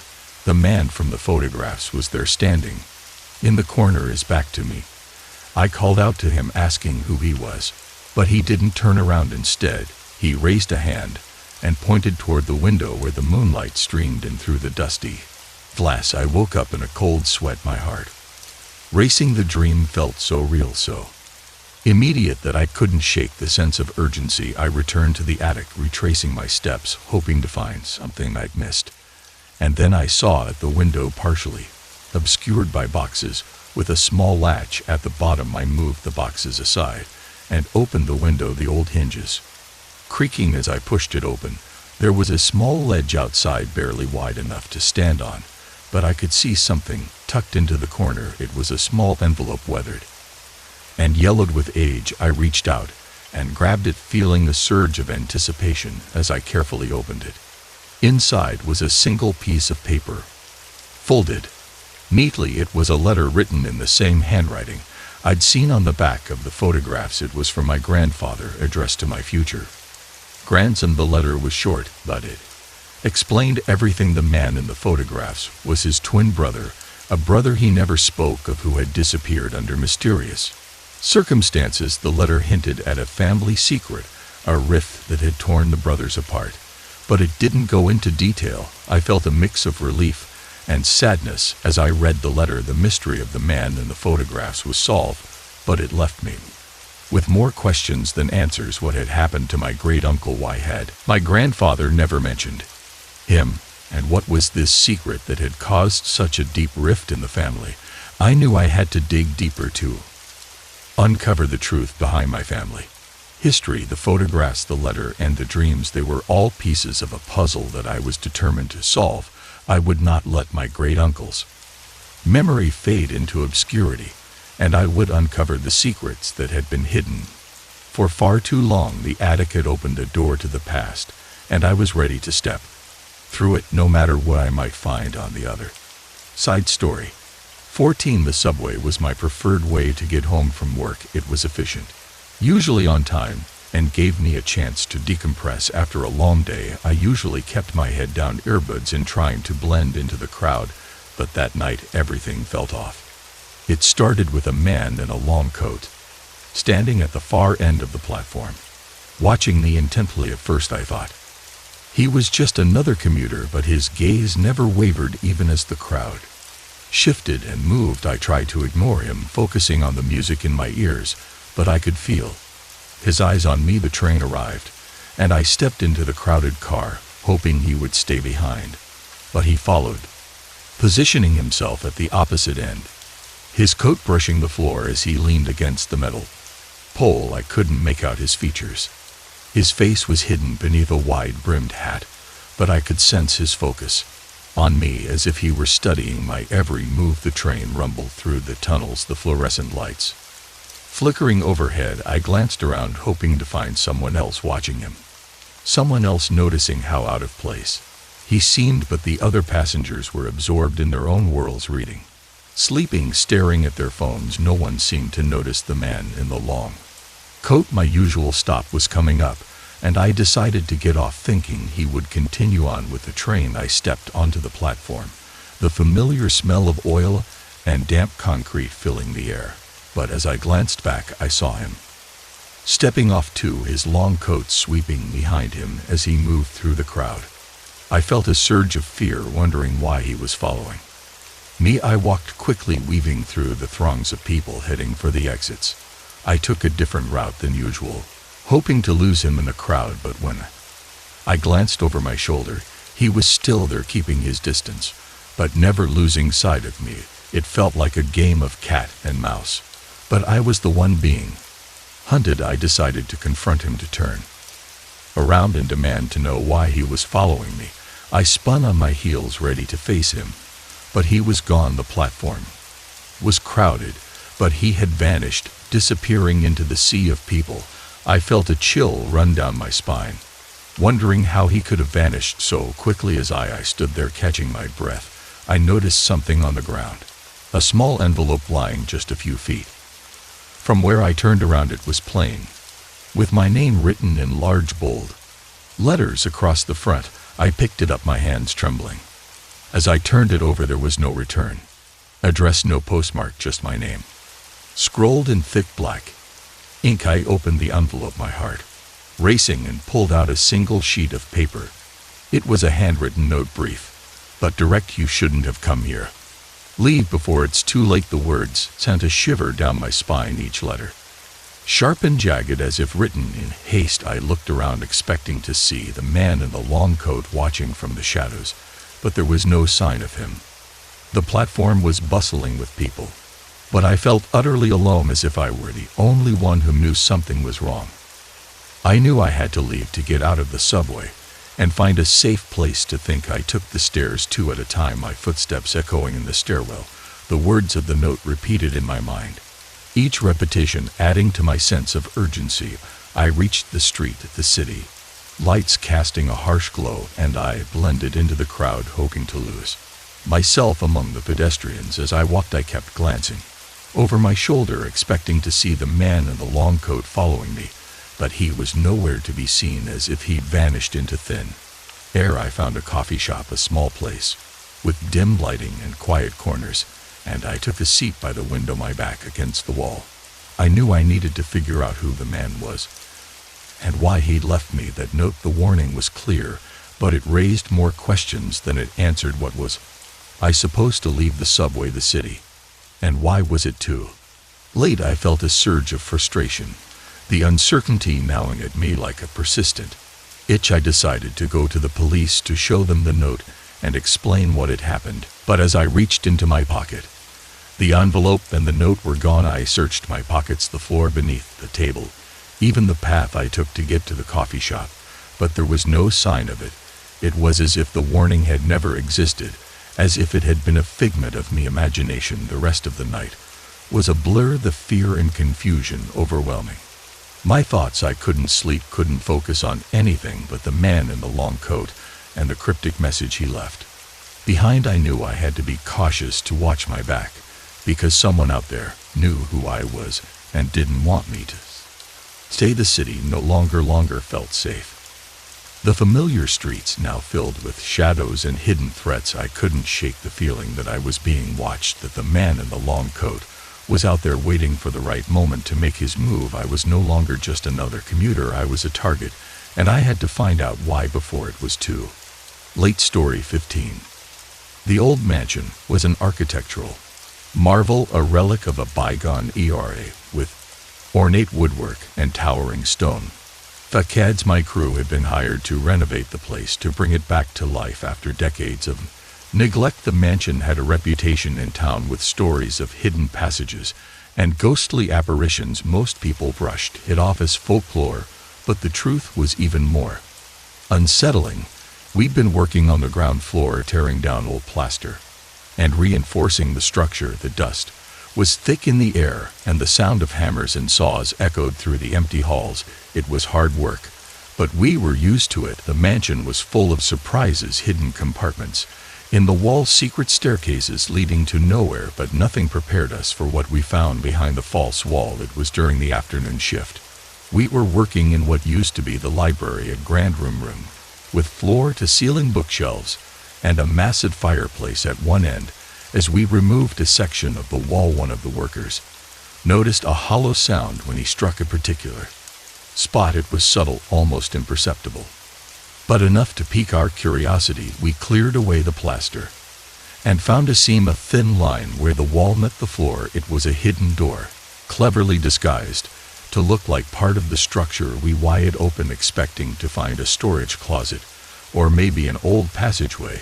But what we discovered was far more disturbing. The room was small, barely large enough to stand in. It had no windows, no light fixtures, just stacks of missing person posters piled high against the walls. They were old, yellowed with age, but the faces on the posters were hauntingly familiar. They were people from town, individuals who had vanished without a trace over the years. I recognized some of the names, stories that had made headlines and then faded into obscurity, but what sent chills down my spine was the message scrolled across the top of each poster. I know where they are. The words were written in bold, jagged letters, as if they were etched into the paper with a shaky hand. The message was clear, but its meaning was cryptic, raising more questions than answers. We stood there staring at the stacks of posters, unsure of what to do. The room felt like a tomb, a place where secrets had been buried and forgotten. I picked up one of the posters and examined it closely. The photo was of a young woman, Her smile frozen in time, her eyes full of life. The date on the poster was from a decade ago, but the message across the top seemed fresh, as if someone had written it just recently. I knew we had to report it, to call the authorities and let them handle it, but something held me back, a nagging feeling that there was more to this than met the eye. The hidden room, the missing person posters, the cryptic message. It all felt like part of a larger puzzle, one that I was determined to solve. I took a few of the posters with me, tucking them into my tool belt. As we left the hidden room, the rest of the crew continued with the renovation, but I couldn't stop thinking about the message. I know where they are, who had written it, and why had they hidden these posters behind a false wall. That night I did some research, looking up the names from the posters. Each one had a story, a history that had been forgotten over time. There were newspaper articles, police reports, and online forums dedicated to the missing, but no one had any answers, no leads that pointed to what had happened to them. I knew I had to dig deeper to find out who had left the message and why. I returned to the mansion after hours, the place eerily silent, without the sound of construction. I made my way back to the hidden room, flashlight in hand, my footsteps echoing in the empty halls. As I entered the room, I noticed something I hadn't seen before, a small piece of paper tucked between the stacks of posters. It was a note, handwritten, but the words were smeared as if someone had tried to erase them. I could only make out a few words. They are here, basement. Don't tell. I felt a surge of fear, the implications of the notes sinking. In the basement of the mansion was a labyrinth, a network of rooms and corridors that had long been sealed off. If the missing people were down there, if the message was a clue to their whereabouts, then I had to find out for myself. I descended into the basement, my flashlight casting a dim glow in the darkness. The air was thick with dust and the scent of decay, the walls damp and crumbling. As I explored the maze of corridors, I heard faint sounds like whispers carried on the wind. It was unsettling, the feeling of being watched, as if the walls themselves had eyes. I followed the sounds, my heart racing, until I reached a locked door at the end of a narrow passageway. The lock was old, rusted, but I managed to pry it open with my crowbar. The door creaked as it swung inward, revealing a small room filled with old furniture and broken crates. But what caught my attention was the faint outline of a trapdoor in the floor. I opened the trapdoor, the smell of damp earth wafting up from below. A narrow staircase led down into darkness, the steps slick with moisture. I hesitated for a moment, knowing that whatever was down there might be more than I could handle, but the words of the message echoed in my mind. I know where they are. I couldn't turn back now, not without finding out the truth. With a deep breath, I descended into the darkness, my flashlight flickering as I made my way down the narrow staircase. The basement held its secrets, and I was about to uncover them, no matter the cost. Each step down the staircase felt like a journey into another realm. The air was thicker here, a mixture of dampness and something else, something metallic and raw. My flashlight flickered, casting fleeting beams of light on the rough stone walls. The whispers I'd heard earlier grew louder, becoming more distinct, but I couldn't make out any words. It was like a chorus of lost voices overlapping and blending into a haunting symphony. As I reached the bottom of the staircase, I found myself in a narrow corridor that stretched out in both directions. The walls were lined with old pipes, some of which were corroded and leaking, creating small puddles on the floor. The corridor was dimly lit by a few flickering bulbs, but the light barely pierced the darkness. Ahead, I chose to turn left, feeling my way along the damp walls, my flashlight casting shaky circles of light. The corridor twisted and turned, leading me deeper into the bowels of the mansion. I passed by rusted doors, each one slightly ajar, revealing glimpses of forgotten storage rooms filled with broken furniture and discarded items. But then I reached a door that was different from the others. It was larger, with a heavy iron handle, and it was locked with a massive padlock. The lock was old and rusted, but it still seemed sturdy. I felt a surge of adrenaline, knowing that whatever lay behind this door was important. I used my crowbar to pry the lock open, the metal groaning in protest before it finally snapped. The door swung open, revealing a larger room with a single dim bulb hanging from the ceiling. The walls were lined with metal shelves, and on those shelves were rows of glass jars filled with murky liquid. I approached cautiously, by flashlight illuminating the contents of the jar, specimens preserved in formal date. There were various body parts, some human, others animal, all carefully labeled with handwritten tags. I felt a wave of nausea, the realization of what I was seeing hitting me like a punch to the gut. This wasn't just a forgotten storage room. This was a laboratory, a place where someone had been conducting experiments, horrific experiments that seemed to blend human and animal elements. The jars were filled with grotesque amalgamations, limbs with claws, faces with fangs, all suspended in a sickly greenish hue. As I backed away, I noticed a table at the far end of the room. It was covered with papers yellowed with age, and a single photograph sat atop the pile. I picked it up, my hands trembling. As I turned it over, it was a picture of a group of people, scientists by the looks of their lab coats, standing outside the mansion. They were all smiling, but there was something unsettling about their expressions, a sense of twisted satisfaction.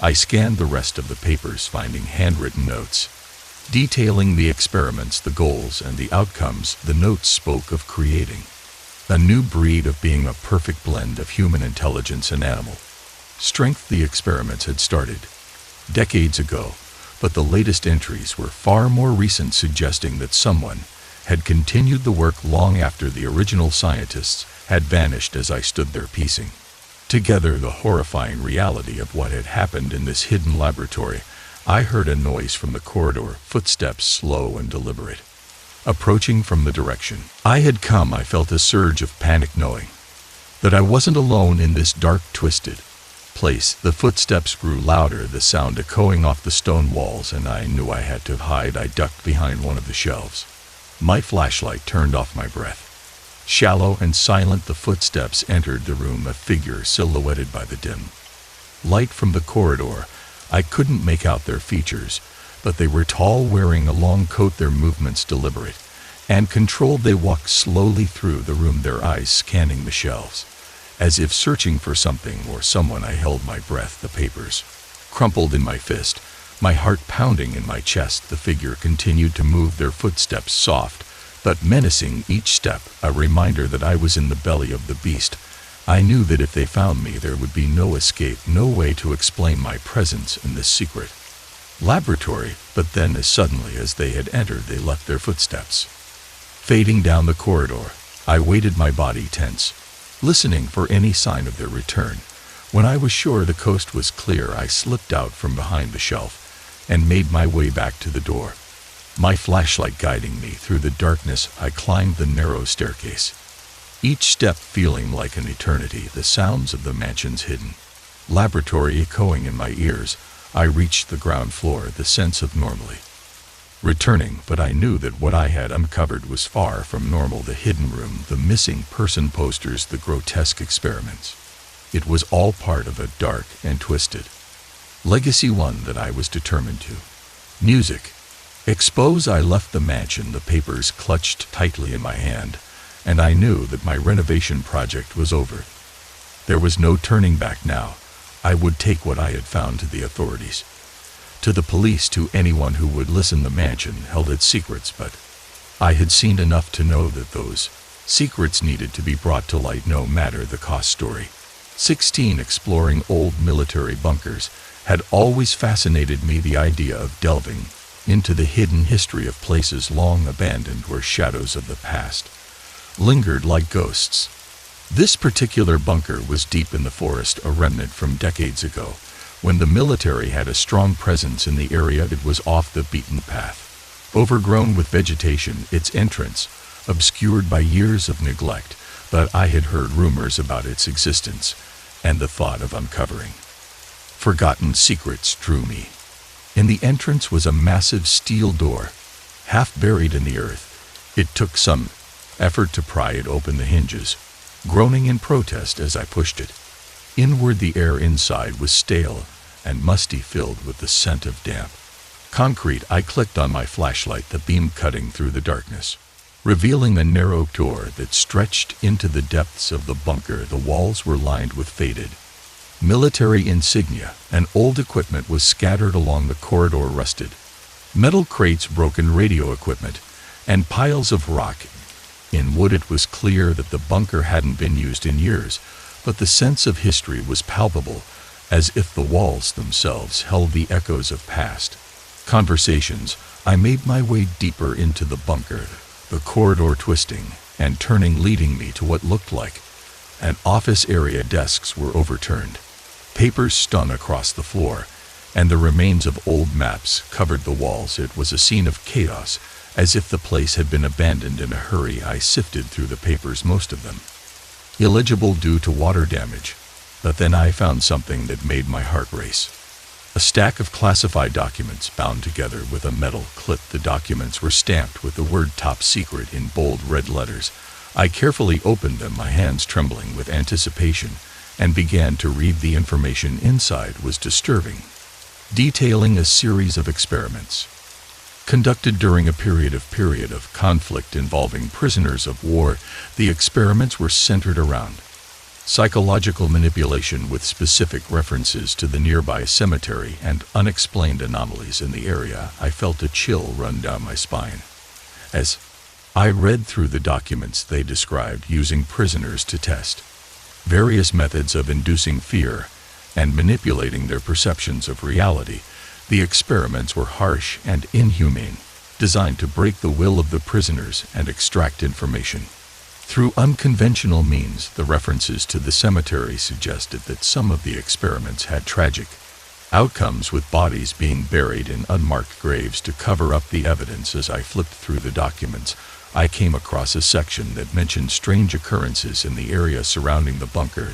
There were reports of unexplained lights in the forest at night, voices that seemed to come from nowhere, and odd fluctuations in electromagnetic fields. The anomalies were dismissed as technical glitches, but the tone of the reports suggested that those writing them were uneasy about what was happening. I knew I had stumbled upon something significant, something that needed to be brought to light. I gathered the documents and made my way out of the bunker, my flashlight casting erratic beams as I hurried back down the corridor. The sense of urgency grew with each step, the knowledge that I was holding classified information that could unravel a dark chapter in military history. As I reached the entrance, I heard a noise behind me, the faint sound of footsteps, slow and deliberate, echoing through the bunker. I turned my flashlight, sweeping the corridor, but there was no one there. The footsteps grew louder, the sound bouncing off the concrete walls, and I felt a surge of fear. I knew I had to leave, to get out before whoever was making those footsteps found me. I pushed open the heavy steel door and stepped into the forest, the cool night air hitting me like a shock. The footsteps continued, but now they were in the distance, as if following me from within the bunker. I ran through the woods, the documents clutched tightly to my chest, my heart racing with adrenaline. The journey back to civilization felt like a blur, the forest closing in around me, the darkness filled with unseen threats. I knew I had to get these documents to the authorities, to expose the experiments and the anomalies, to ensure that the victims of those inhumane tests were not forgotten. But the footsteps never left me, even as I reached the edge of the forest and saw the lights of the town ahead. I could still hear them, faint but persistent, like the echoes of a past that refused to stay buried. The documents held the key to unraveling the truth, but they also carried with them the weight of the suffering that had taken place in that hidden bunker. The town's familiar lights didn't offer the comfort I hoped for. They only highlighted the contrast between civilization and the wilderness I had just escaped. The documents in my hands felt like both a treasure and a burden, a connection to the past that had to be explored, but one that also carried dangers it couldn't yet understand. I found my way to the local police station, the fluorescent lights flickering in the windows. The officer on duty looked up as I entered, his expression shifting from casual boredom to cautious curiosity. As I approached the counter with the stack of classified documents, I explained where I found them. describing the hidden bunker and the footsteps that had chased me out. The officer's eyes narrowed as he flipped through the documents, his face paling at some of the details. He excused himself to make a call, disappearing into a back office. I waited. In the lobby, the hum of overhead lights, blending with a distant murmur of voices from the adjoining rooms. The sense of unease I had felt in the forest lingered like a shadow that refused to dissipate. The officer returned with a stern-looking detective who introduced himself and led me to a quieter room to discuss the documents.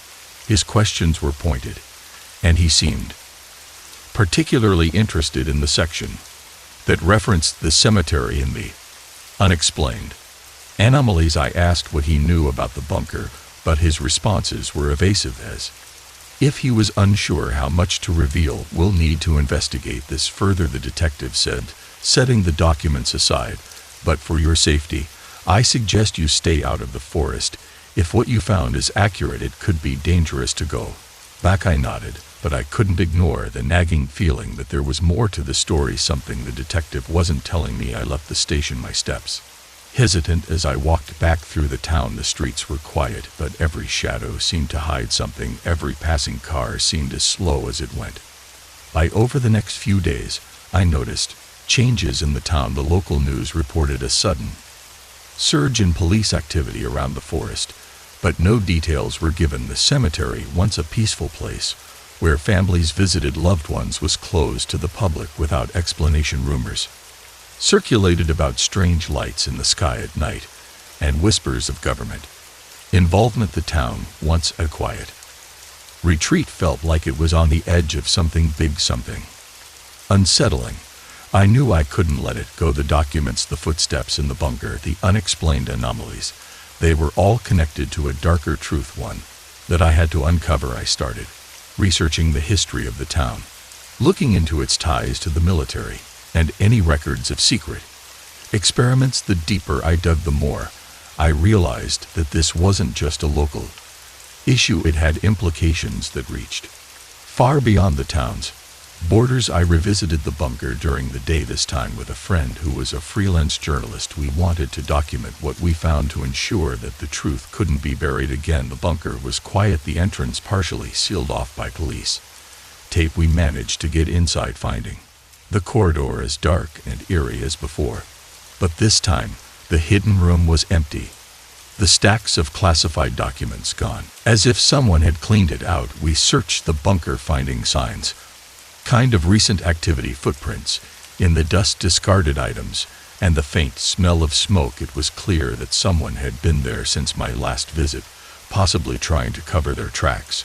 But what disturbed me most was the sound of footsteps, faint and distant, echoing through the corridors. The footsteps grew louder as we explored, but no one appeared. It was as if the bunker itself was coming to life, the echoes bouncing off the walls, following us as we moved. My friend and I decided to leave, knowing that we were out of our depth. The truth we were seeking was buried deep, and we would need more help to bring it to light. As we left the forest, I couldn't shake the feeling that we were being watched. The footsteps had stopped, but the sense of unease remained like a dark cloud hanging over us. The documents, the hidden experiments, the references to the cemetery, it was all part of a larger puzzle, one that I was determined to solve. But I knew it wouldn't be easy, and that the dangers were real. I made my way back to town, my friend by my side, both of us determined to uncover the truth. The forest, the bunker, the cemetery, they all held secrets, and I knew we would need to be careful. The darkness had its own rules, and if we weren't careful, we might find ourselves on the wrong side of them. Story 17. House hunting in a small town can be a mixed bag. Some places feel warm and welcoming, while others seem to carry the weight of old secrets. This particular house, a charming Victorian with ivy climbing up its stone walls, had caught my eye.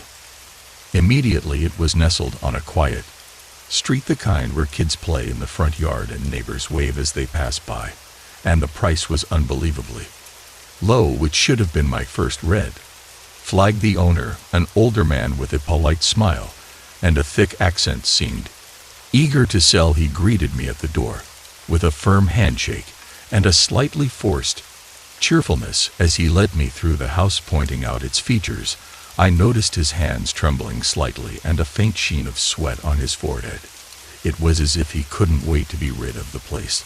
The house itself was beautiful, with hardwood floors and ornate moldings that spoke to a bygone era. The rooms were spacious, and the light streamed through the tall windows in a way that made everything feel warm and inviting. But there was an underlying sense of neglect, like the house had been empty for a while, and the air was heavy with dust and faint echoes. As we finished the tour, I asked the owner why the price was so low. He hesitated, his eyes darting to the cellar door at the end of the hallway. Then he handed me a key, a large brass one with intricate designs, and said, "Take a look in the cellar." The word sent a chill down my spine. The cellar was where you stored old boxes and forgotten memories, but the way he said it made it sound like something else entirely. I took the key and walked down the hallway, my footsteps echoing on the hardwood floors. The cellar door creaked as I opened it, revealing a narrow staircase that descended into darkness. I flicked on my flashlight and made my way down the stairs, the air growing colder with each step. The cellar was vast, stretching out beneath the entire house, its walls lined with stone and old brick. I could see old wine racks and stacks of crates, but what caught my attention was a large wooden box in the center of the room. It was partially open, the lid tilted at an angle as if it had been hastily closed. I approached the box, my heart racing, and lifted the lid. Inside I found old newspapers and photographs, all of them yellowed with age. The newspapers were from decades ago, their headlines faded but still legible.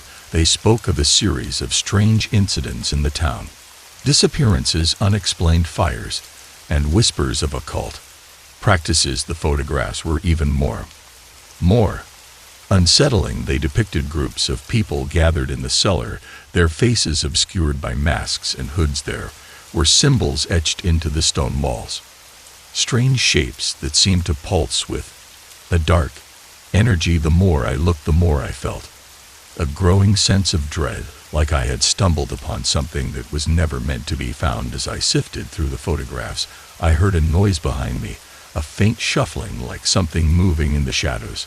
I turned my flashlight, sweeping across the cellar, but there was nothing there. The air felt thick, oppressive, as if the walls were closing in. I knew I had to leave, to get out of the cellar before whatever was lurking in the darkness found me. I climbed the staircase, each step feeling like a struggle against some unseen force. The cellar door slammed shut behind me, the sound echoing through the empty hall. Away, I found the owner waiting at the top of the stairs, his polite smile gone, replaced by a look of grim resignation. "So do you still want the house?" he asked, his voice low and strained. I shook my head, handing back the key, and left without saying another word. As I walked back down the street, I couldn't shake the feeling that the cellar held more secrets than I had uncovered. The photographs, the symbols, the old newspapers, they were all pieces of a dark puzzle, one that I had no intention of solving. The small town with its charming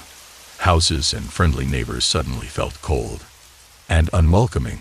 I knew that I would never return to that house, and that whatever darkness lay hidden in the cellar would remain a mystery I was content to leave behind. Story 18. Late-night trains have a unique atmosphere, the rhythmic clatter of wheels on tracks that lie lit compartments, and the gentle swaying as the landscape passes by in the darkness. I was on one of these trains, a long-haul journey across the country, the kind where you settle into a compartment and let the world outside blur into the night. It was past midnight, and most of the passengers were asleep, their silhouettes faint against the soft glow of reading lamps. I was in the observation car, enjoying the quiet and the view, when I noticed a strange smell. It was subtle at first, like something burning, but it grew stronger, becoming accurate and unpleasant.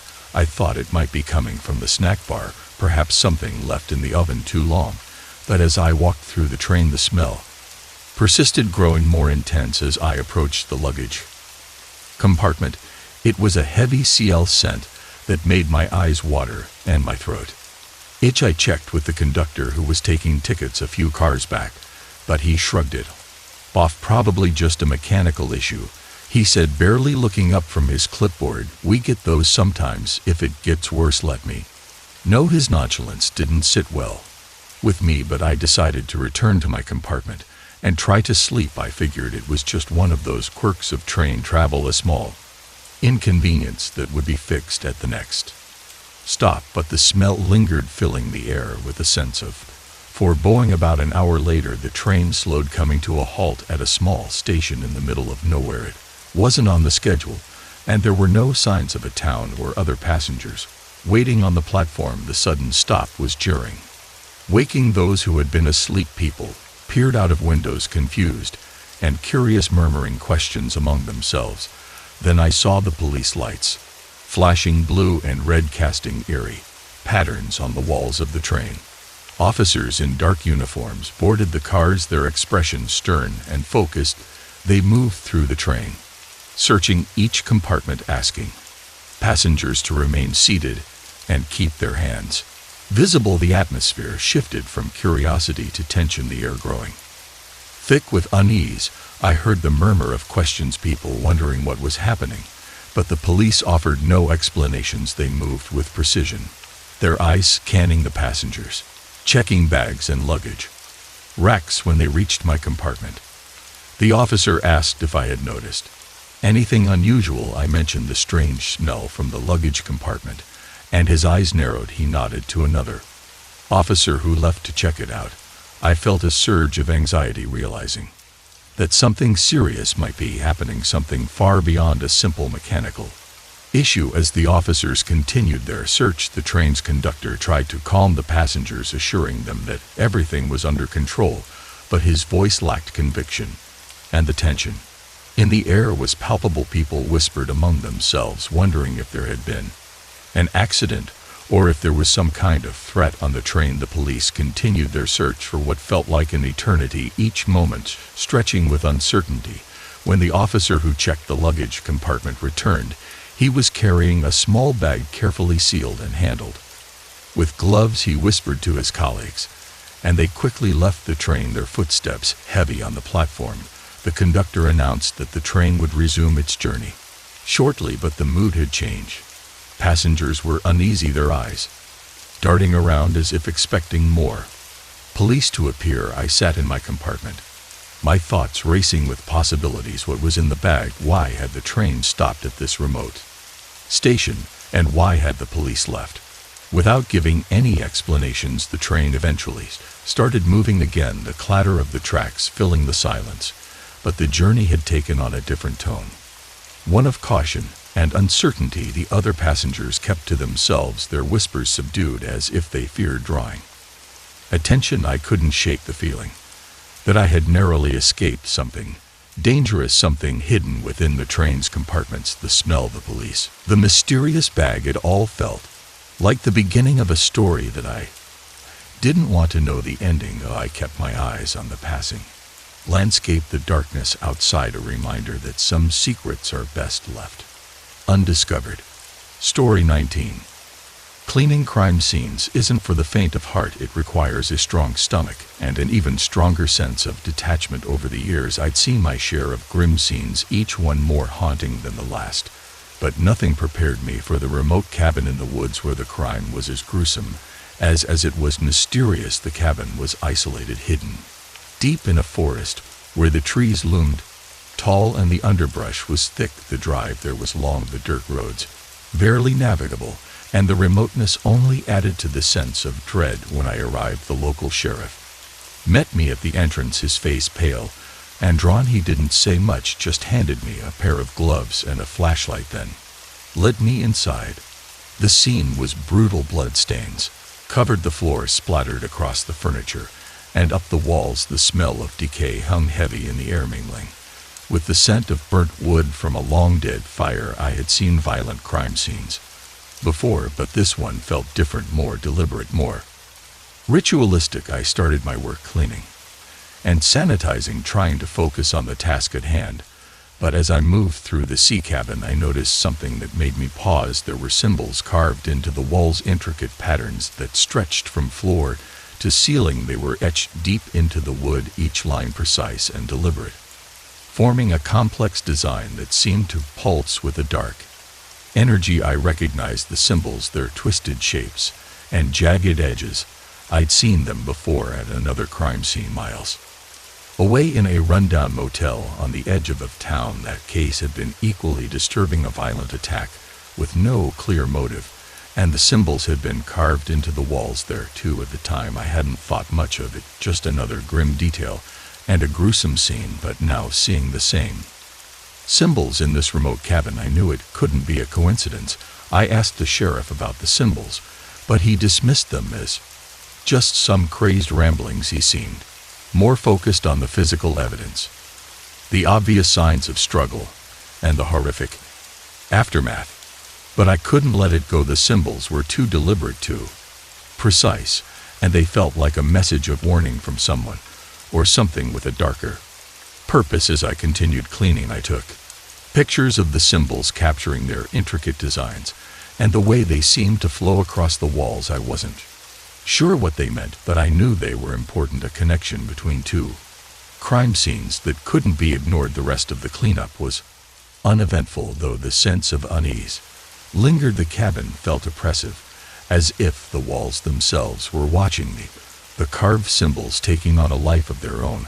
I finished my work and left, the sheriff thanking me for my efforts and assuring me they'd investigate further. But the symbols haunted me. I couldn't stop thinking about their meaning, about what they might represent. I showed the photos to a friend who was a researcher in ancient symbols and occult practices, hoping he might have some insight. He was intrigued but puzzled, saying he'd never seen anything quite like them. Before I knew, I had stumbled upon something larger than just a crime scene. Clean up, the symbols, the connection between the two locations, and the ritualistic feel of the crime, all of it pointed to a deeper mystery, one that I felt compelled to uncover. I started researching similar cases, looking for patterns, for anything that might tie them together. The more I dug, the more I realized that these weren't isolated incidents. There were reports of similar symbols appearing at crime scenes across the state, each one with a level of violence that suggested a ritualistic motive. It was as if someone or some group was sending a message, one that only a few could understand. I knew I had to be careful to watch my back, because the symbols felt like a warning. The remote cabin in the woods was just the beginning, the first piece of a puzzle that would lead me down a dark and dangerous path. But I was determined to find out what it all meant, to uncover the truth behind the patterns and the crimes they accompanied. Story 20. The small coastal town was the kind of place where everyone seemed to know each other, where the scent of salt water mixed with the aroma of fried seafood from the local shacks. I was there for a weekend getaway, hoping to enjoy the beach and the peaceful ambience. It was a quiet evening, the sun setting over the horizon, casting a warm glow across the docks. That's when I met the old fisherman, a grizzled man with weathered skin and a beard that looked like seaweed. He was sitting on a bench by the pier, mending a fishing net and humming an old sea shanty. We struck up a conversation, talking about the best spots to fish and the history of the town. His stories were vivid, filled with tales of storms and daring rescues. But one story stood out, a shipwreck from decades ago that had become the stuff of local legend. According to the fisherman, the ship was a trading vessel carrying a fortune invaluable from distant lands. A sudden storm had struck, and the ship had run aground on the rocks just offshore. The crew managed to escape, but the captain had stayed behind, determined to hide a chest filled with treasures somewhere in the town. The storm eventually took the ship, dragging it to the bottom of the sea, and the chest was never found. I was intrigued, asking the fisherman if he knew where the captain might have hidden the chest. He leaned in, lowering his voice, and said he believed it was somewhere in the old lighthouse at the edge of town. The lighthouse had been abandoned for years, its light long extinguished, but locals still whispered about strange lights seen in its windows at night. I asked the fisherman if he could take me to the lighthouse, but he shook, his head a hint of fear in his eyes. "It's not a place to go after dark," he said, his voice almost a whisper. "Strange things happen there. People who go in don't always come out." I wanted to know more, to ask him what he meant by strange things, but before I could, a group of tourists approached, and the fisherman turned his attention to them. I thanked him for the story and headed back to my hotel, planning to visit the lighthouse the next day. The following morning, I returned to the pier to look for the fisherman, hoping to get more details about the shipwreck and the hidden chest, but he was nowhere to be found. I asked around, describing him to the locals, but nobody seemed to know who I was talking about. It was as if he'd vanished without a trace, his presence erased from the town's memory. I was puzzled, wondering if the fisherman had been a figment of my imagination, a ghostly figure conjured by the sea, but I couldn't shake the feeling that his story was true, that the shipwreck and the hidden chests were more than just local legend. I decided to visit the lighthouse to see for myself if there was any truth to his words. The lighthouse stood on a rocky outcrop, its once white walls now gray and weathered. The path leading to it was overgrown, and the wind whipped through the tall grass. As I made my way to the entrance, the door was ajar, the hinges rusted, and a sense of foreboding hung in the air. Inside, the lighthouse was dark and decrepit. The stairs creaked as I climbed, each step echoing in the empty tower. As I reached the top, I found the old lantern room, its glass panes cracked and covered in grime. But what caught my attention was a small alcove in the wall, partially hidden by a pile of debris. I cleared away the rubble and found an old chest, its wood splintered and rotting, but still intact. My heart raced as I opened it, revealing a collection of old coins, jewelry, and other trinkets. It was the hidden chest the fisherman had mentioned, the one the captain had buried in the town decades ago. But as I stood there examining the contents, I heard a faint whisper in the wind, a voice that seemed to come from the sea. It was the fisherman's voice, his words haunting and cryptic. "You shouldn't have come here," he said, his voice carrying on the breeze. Some secrets are best left buried." I knew I had uncovered something valuable, but the fisherman's warning lingered in my mind. The lighthouse, the shipwreck, the hidden chest, they were all part of a story that had taken a dark turn. I left the lighthouse, the wind howling, as I descended the stairs and returned to the town with the chest in hand. But I knew I would never forget the old fisherman, his mysterious disappearance, and the secrets he had left behind. Story 21. Volunteering at an animal shelter was one of the highlights of my week. The wagging tails, the playful purrs, and the sheer joy that the animals brought to everyone around them made the hard work worthwhile. The shelter was always bustling during the day, filled with people adopting pets and volunteers caring for the animals.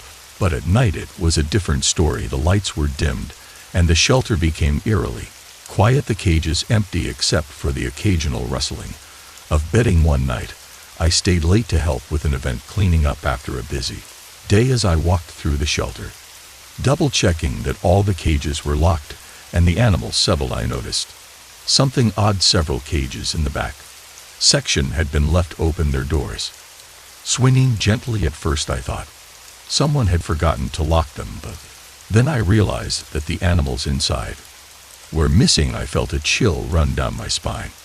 It wasn't like the animals to wander off, especially not from the back section, where the more anxious and less social ones were kept. I called out, hoping to hear the familiar sounds of barking or meowing, but the shelter was silent. I checked with the night staff, asking if they'd seen anyone or noticed anything unusual. They shrugged, suggesting that maybe the animals had slipped out with the staff went home, but the explanation didn't sit well with me. These animals weren't the type to roam. They were scared, often recovering from trauma. Something was wrong, and I had to find out what. I decided to review the security footage, hoping to catch a glimpse of what had happened during the night. The shelter had cameras positioned throughout, including the back section, where the cages were now empty. As I watched the footage, the timestamps moving slowly through the night, I saw the shelter's familiar shapes and shadows. But then, just past midnight, a dark figure appeared on the screen. At first, It was just a blur, a shadow that seemed to drift between the cages, but as I watched I realized that its movements were unnatural, almost fluid, like it was gliding rather than walking. The shape was indistinct, lacking clear edges or definition, but it was unmistakably inhuman. It moved from cage to cage, each time pausing for a moment, and then the cage door would open, the animal inside disappearing into the darkness. I felt a surge of fear, my heart racing as I watched the footage. This wasn't a typical break-in, and it wasn't a prank. The figure's movements were deliberate, each action smooth and controlled, as if it knew exactly what it was doing. It opened the cages with ease, its dark form slipping through the shadows. Without making a sound, I called the shelter's manager, waking him in the middle of the night, and explained what I had seen. He was skeptical at first, suggesting that maybe the footage was distorted or there was a technical glitch, but when he arrived and watched the footage, he couldn't deny what he saw. The dark figure, the open cages, the missing animal, it was all too real. The manager called the police, and they arrived shortly after, their presence bringing a sense of urgency to the shelter. They took statements, asked questions, and reviewed the security footage, but even they seemed puzzled by what they saw, the inhuman shape and its eerie movements defying explanation. The police launched an investigation, searching the surrounding area for any sign of the missing animals or the dark figure from the footage, but they found nothing. No footprints, no signs of forced entry, just the empty cages and the unsettling footage. It was as if the dark figure had vanished into thin air, leaving no trace behind. The shelter's atmosphere changed. After that night, the staff were on edge, and the remaining animals seemed restless, as if they sensed the danger. The security was tightened, but the fear lingered, the memory of the dark figure casting a shadow over the shelter. I continued to volunteer, but I couldn't shake the feeling that something unnatural had entered our world. The open cages, the missing animals, and the inhuman movements on the security footage were a mystery that might never be solved. But I knew one thing for sure: the dark figure was out there somewhere, and it wasn't finished with its sinister work. Story 22. The highway stretched for miles, a lonely ribbon of asphalt cutting through barren landscapes. It was the kind of road where you could drive for hours without seeing another soul, the desert stretching out on either side like an endless wasteland. I was on my way to a business meeting in another state, but I'd taken this detour to avoid traffic and get some quiet time on the open road. The day was fading into dusk, the sky turning shades of orange and pink, when I passed by an old abandoned gas station. It was a relic from another era, its rusty sign swaying in the breeze, the paint peeling off its walls. Something about it caught my eye, a sense of nostalgia maybe, or just curiosity about what had happened to the place. I slowed down and pulled over, my tires crunching on the gravel. The gas station looked like it hadn't been used in years, the windows boarded up and the pumps covered in dust and cobwebs. But as I got out of my car, I felt a strange pull, like something was drawing me inside. The door creaked as I pushed it open, the hinges groaning with age. The interior was dark, the faint light from the setting sun casting long shadows across the floor. I stepped inside, my footsteps echoing in the empty space. The walls were lined with old shelves, some of them collapsed under the weight of years of neglect. The air was musty, filled with the scent of decay and forgotten memories. As I walked through the gas station, I noticed a pile of newspapers on the floor, tucked into a corner near the back. They looked out of place, not like the rest of the decaying debris. I picked one up, brushing off the dust, and my eyes widened when I saw the data was from just a few days ago. The headline read, "Person missing in this area."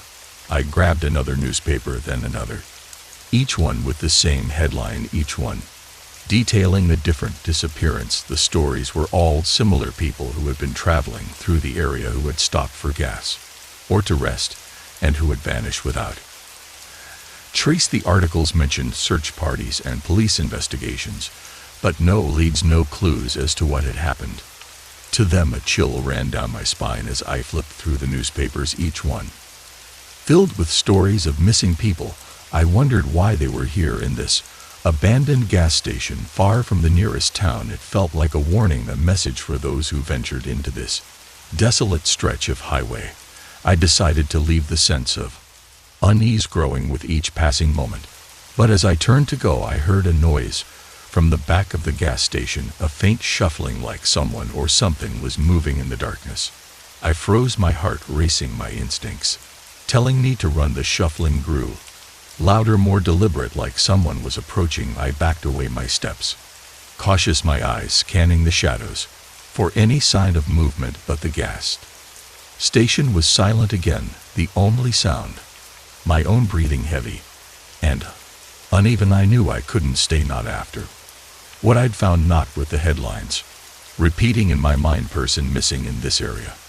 I left the gas station, the door slamming shut behind me, the echo reverberating through the empty highway. The sky was darker now, the sun a distant memory, and the landscape seemed even more desolate. I got into my car and drove, my headlights cutting through the darkness, the road stretching out before me like a lifeline. The rest of the drive was filled with a sense of urgency, the memory of the abandoned gas station and its ominous newspapers haunting me. I kept checking my mirrors, half expecting to see someone or something following me down the highway, but there was nothing, just the empty road and the distant howl of the wind. When I reached the next town, I stopped at a small diner and called the local authorities, reporting what I had found. The dispatcher seemed concerned, but not surprised, as if the disappearances were becoming a common occurrence. I knew I had done the right thing, but the fear lingered, the feeling that I had narrowly escaped something dark and dangerous.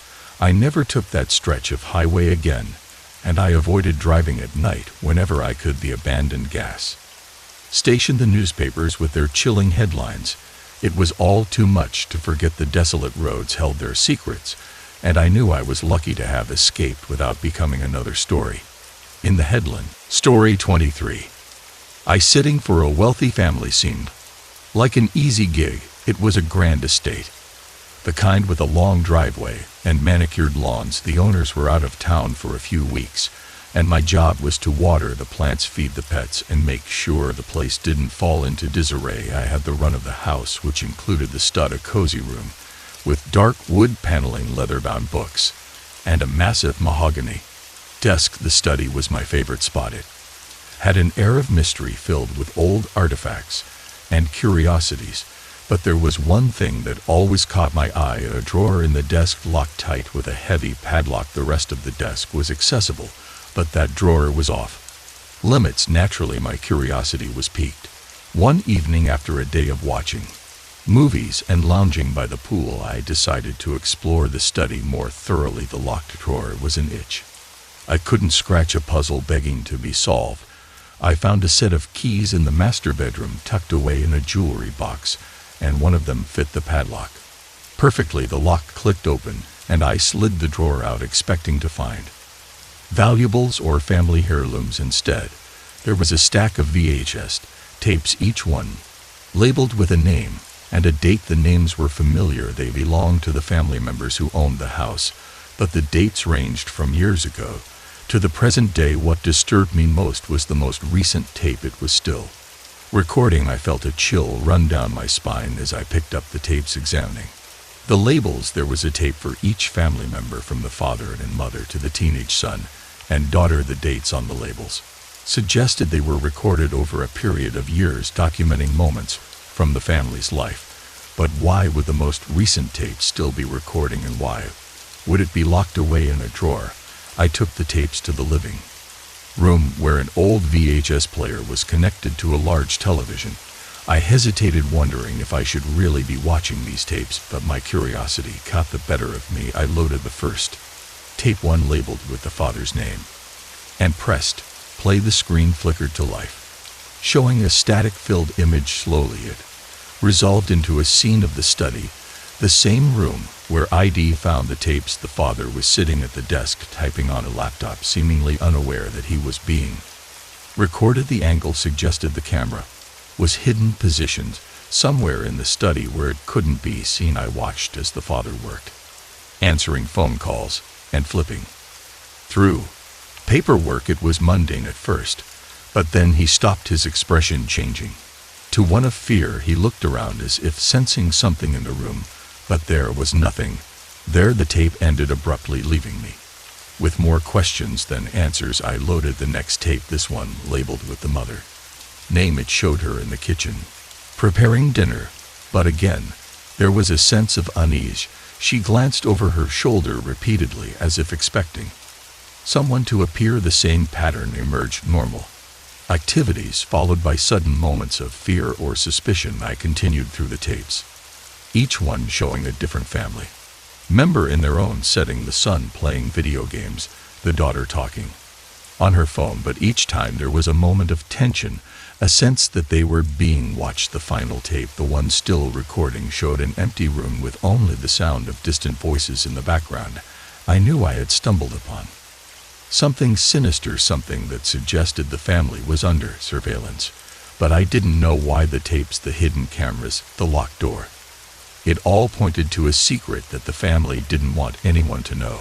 But who was recording these tapes, and why were they hidden away out of sight? I decided to call the family to tell them what I'd found, but there was no answer. Their phones went straight to voicemail, as if they were out of range, or intentionally ignoring calls. The sense of isolation grew, the mansion feeling less like a home and more like a fortress, each room hiding its own secrets. I knew I had to leave, to get out of the house before whatever was happening reached me. I packed my things, grabbing the tapes, and headed for the front door. But as I reached for the handle, I heard a faint noise from the study, the sound of someone moving through the room. I turned, my heart racing, but the house was silent, the only sound my own rapid breathing. I left the mansion, the tapes clutched tightly in my hands, the fear following me down the driveway. I knew I had uncovered something dangerous, something that threatened not just the family, but anyone who got too close. The tapes were the key to a mystery, but the deeper I dug, the more I realized that some secrets were best left locked away. Story 24. Working the night shift as a guard at a correctional facility wasn't glamorous, but it had its moments of excitement. The place was massive, a sprawling complex of concrete and steel with corridors that seemed to stretch on forever. The night shift was typically quiet. Most of the inmates were locked in their cells, and the occasional noise was usually just the result of restlessness or boredom. But on this particular night, something felt off. The air was thicker, the shadows darker, and the usual sounds of the facility seemed muted. My rounds took me through various sections of the facility, each one with its own atmosphere. The older parts were the creepiest, with rusted bars and outdated equipment that hadn't been used in years. The execution chamber was one of those places, a relic from a darker time. It had been closed for years, ever since the state abolished capital punishment. But the chamber still stood, a silent reminder of the past. As I walked through the corridor near the execution chamber, I heard a faint whispering. At first I thought it was my imagination, the wind playing tricks with the old ventilation system, but the whispers grew louder, more distinct, as if someone or something was speaking just beyond the chamber's heavy metal door. I hesitated, my flashlight casting erratic beams of light on the walls. The whispering was coming from inside the execution chamber, a place that hadn't been used in years. I felt a chill run down my spine as I approached the door, my hand hovering over the handle. The whispers were too faint to make out, but they had a rhythm, a cadence that suggested they were more than just random noise. I took a deep breath and opened the door. The chamber was dark, the only light coming from my flashlight. The air was musty, filled with the scent of old stone and decaying metal.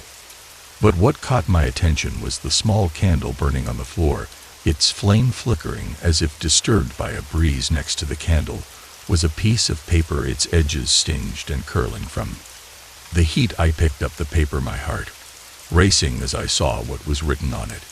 It was my name, spelled out in ashes, the letters carefully formed and precise. I felt a surge of fear, the whispering in the background growing louder, like a roar of voices rising from the walls.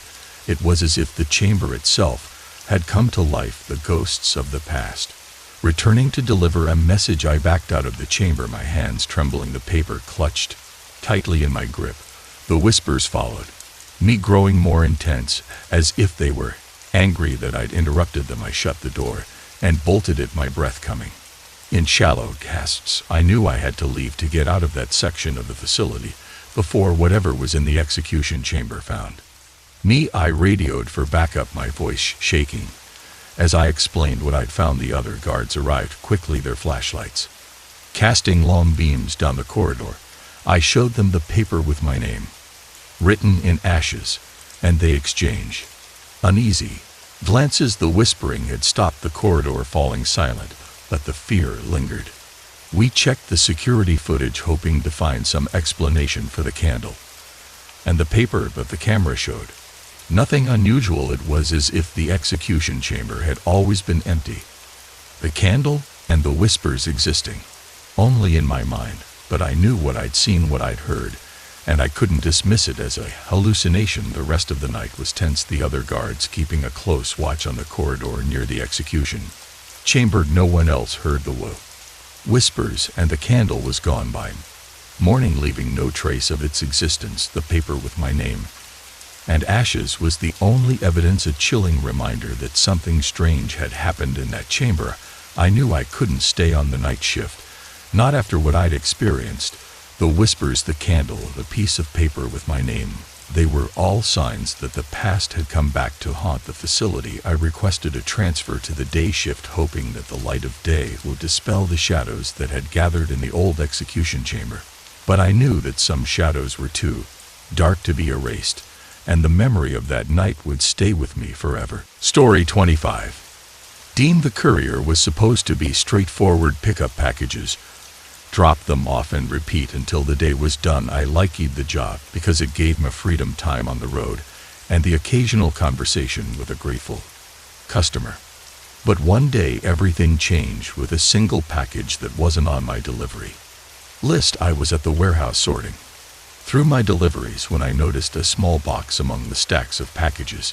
It was nondescript, wrapped in plain brown paper, but what caught my eye was the label: no address, just my name written in bold black letters. I checked with the dispatcher to see if it was a mistake, but he just shrugged and said it might be a personal delivery. Curiosity got the better of me, and I took the package with me. As I went about my rounds, I thought about opening it right away, but I decided to wait until I had some time to myself. As I drove through the city, the box sat on the passenger seat, its presence a constant reminder of the unknown. By the end of the day, I found a quiet spot to park and opened the package.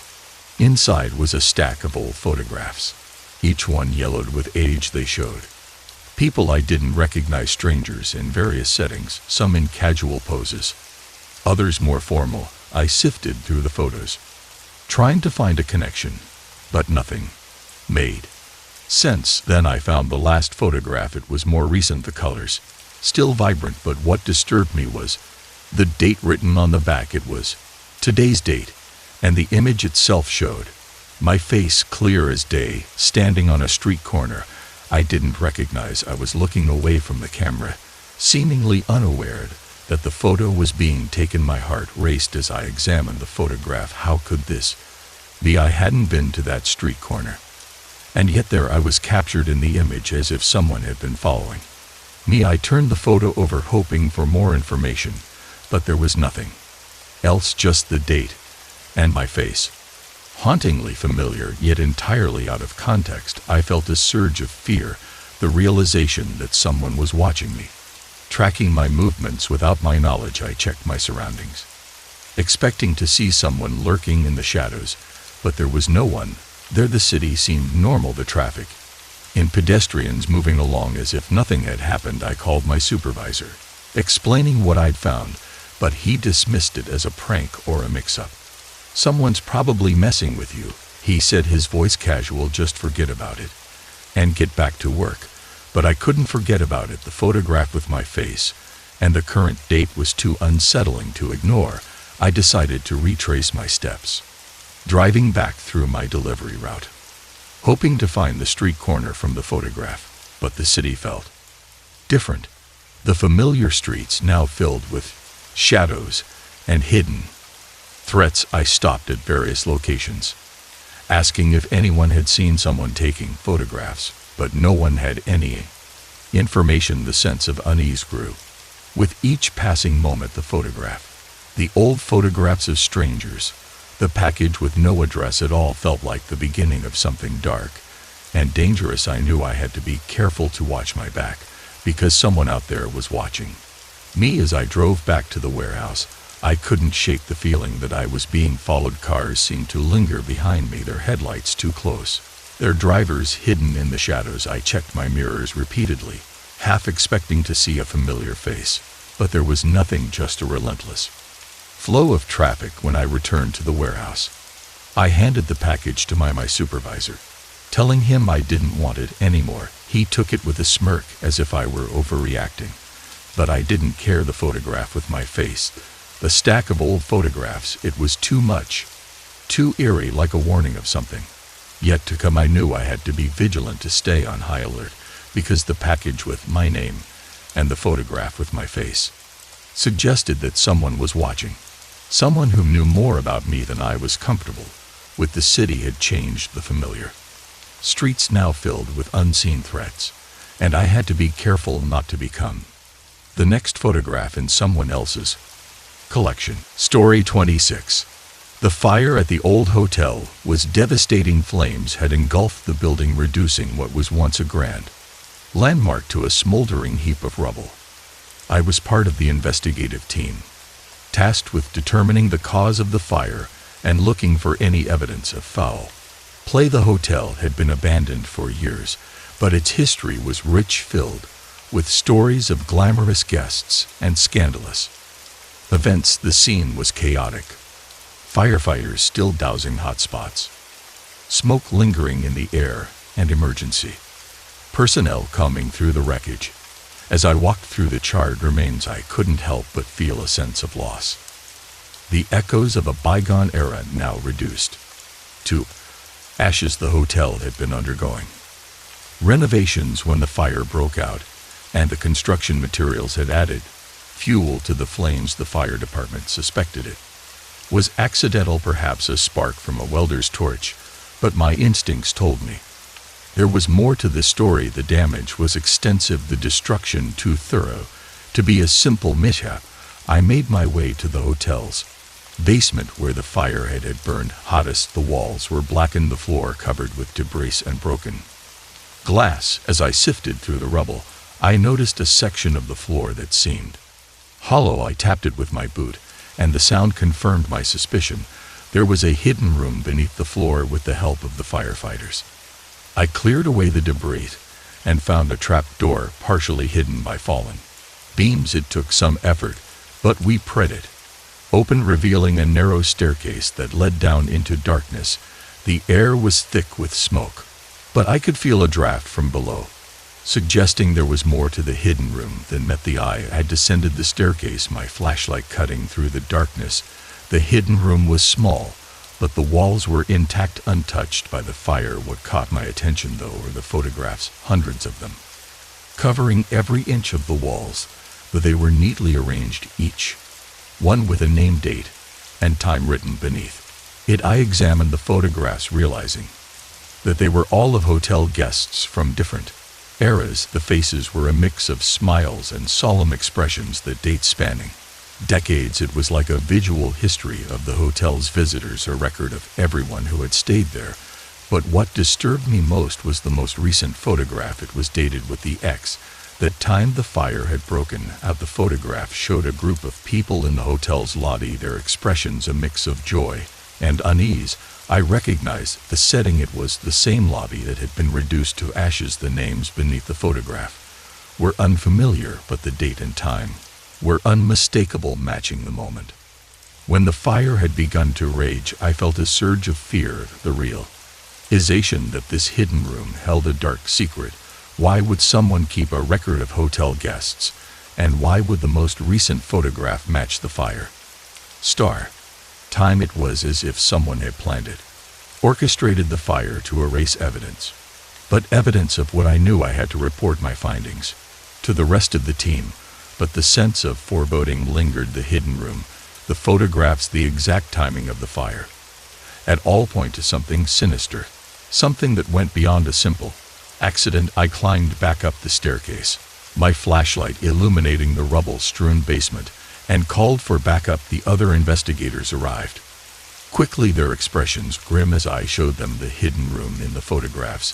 They agreed that something was off, that the fire might not have been an accident after all. The evidence was collected, carefully documented, and the authorities were notified to continue the investigation. The old hotel, once a symbol of luxury and elegance, had become a crime scene, its secrets exposed by the fire. The hidden room, with its photographs and precise timing, suggested a dark conspiracy, one that involved the hotel's guests, and perhaps even its staff. As I left the scene, I couldn't shake the feeling that I had uncovered something dangerous, something that might put me at risk. The fire was just the beginning, the spark that ignited a deeper mystery. I knew that I had to be cautious, to watch my back, because someone out there had orchestrated this disaster, and they wouldn't be pleased that their secret room had been discovered. The ashes held their secrets, and I was determined to find out the truth, no matter the cost. Story 27.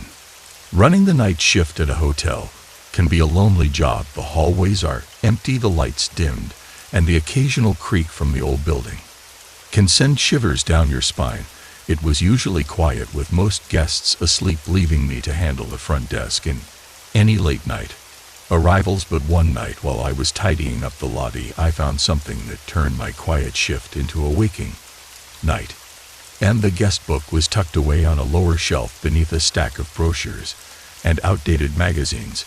It was an old leather-bound book, its pages yellowed with age. I hadn't seen it before, but I assumed it was just an old registry, a relic from a time when hotels kept handwritten records of their guests. Curiosity got the better of me, and I opened the book to flip through the pages. At first, it seemed harmless, just a list of names and dates, each entry neatly written in cursive. The earliest entries were from decades ago, the names of people who had stayed at the hotel long before I started working there. But as I read through the list, I began to notice something unsettling. The names became increasingly familiar, not because I'd seen them in the hotel, but because I'd seen them in the local news. These were names of people who had disappeared or been found dead in the hotel over the years.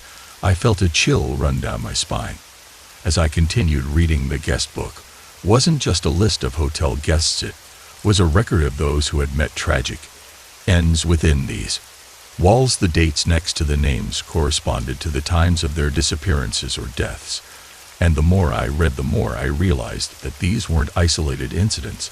The hotel had a history, a dark and deadly history, and I was standing in the middle of it. I tried to dismiss it as a coincidence, but the evidence was too compelling. Each name in the book had a story, a tragic event that had made headlines, and here they were neatly recorded in the guest book. The latest entries were from just a few years ago, suggesting that whatever had caused these disappearances and deaths was still happening. I knew I had to report what I had found, but I was hesitant to leave the front desk unattended. The hotel felt different now. The shadows darker, the silence more ominous. I decided to take the guest book with me and head to the security office, where I could call the police and report my discovery. As I made my way through the hotel, the hallway seemed longer, the familiar corners more sinister. Every step echoed, every creak of the floorboards felt like a warning. I passed by the rooms where some of the tragic events had occurred, the memory of the names in the guest book adding a weight to the air. When I reached the security office, I called the police, my voice shaking as I explained what I had found. The dispatcher seemed concerned, asking me to stay on the line and keep the guest book secure. I could hear the distant sound of sirens as the police made their way to the hotel, but the wait felt like an eternity. The police arrived quickly, their presence bringing a sense of urgency to the hotel. They took the guest book and began questioning me about its contents. I told them everything I knew about the names, the dates, and the connection to the disappearances and deaths. The officers exchanged uneasy glances, realizing that this was more than just a simple list of hotel guests. The investigation continued. Through the night, the hotel becoming a crime scene. As the police examined the guest book in the rooms mentioned, in its pages the mood among the hotel staff shifted from calm to tense. Everyone whispering about the guest book and its dark implications. The night shift, once a quiet and lonely job, had become a haunting experience. I knew I couldn't stay at the hotel, not after what I had found. The guest book, the long list of names, the connection to the tragedies, it was too much to ignore. I resigned from my position, leaving the hotel and its dark history behind, but the memory of the guest book, with its eerie list of names, would stay with me, a reminder that some places carry secrets that are better left uncovered. Story 28. Old cemeteries have a unique atmosphere of the solemn silence, the worn gravestones, and the overgrown paths that twist and turn among the moils. I often found myself visiting them not out of morbid curiosity, but because they offered a quiet escape from the noise of the city. This particular cemetery was one I hadn't explored before, nestled on the outskirts of town, its wrought iron gates creaking as I pushed them open. The cemetery was a mix of old and new, with ancient stones covered in moss and newer ones gleaming in the afternoon sun. As I wandered among the graves, reading the inscriptions and reflecting on the lives that had come and gone, I noticed a gravestone that seemed out of place. It was a simple stone, unremarkable at first glance, but what caught my attention was the date engraved on it. The date hadn't yet passed. I did a double take, thinking it must be a mistake or a trick of the light, but as I moved closer I saw clearly the date was in the future, a few weeks from now. The name on the stone was familiar, though I couldn't place it at first. It was a common name, one I'd heard before, but it took a moment for me to connect the dots. I pulled out my phone and did a quick search, trying to find out more about the person buried beneath this stone. What I found was both unsettling and confusing. The name belonged to someone who had died years earlier. The obituary mentioned an accident, a tragic event that had claimed their life, but the date on the gravestone didn't match. It was listed as their birth date, not their death date. I felt a chill run down my spine, the air growing colder as I stood there, staring at the gravestone. How could this be? If the person had died years ago, why was their birth date listed as a future date? It was as if the stone had been changed, the inscription altered to create a deliberate mystery. I looked around the cemetery, expecting to see someone watching me, someone who might explain the discrepancy, but the place was deserted. The only sounds, the distant rustling of leaves and the occasional call of a bird. The gravestone stood alone, a haunting reminder that the past could sometimes refuse to stay buried. I decided to investigate further to find out if this was a mistake or something more sinister. I visited the cemetery's caretaker, an old man with a weathered face and a gruff dim I asked him about the gravestone, about the strange date, and the person it belonged to. He seemed puzzled at first, but then his expression changed, a flicker of recognition in his eyes. That stone's been like that for years, he said, his voice low. Nobody knows who put it there or why. The date doesn't make sense. People say it's cursed, that it's a warning to those who get too close. The caretaker's words sent to shiver through me. The idea of a cursed gravestone with a future date that didn't belong. I asked him if there had been any strange occurrences in the cemetery, anything that might explain the mystery.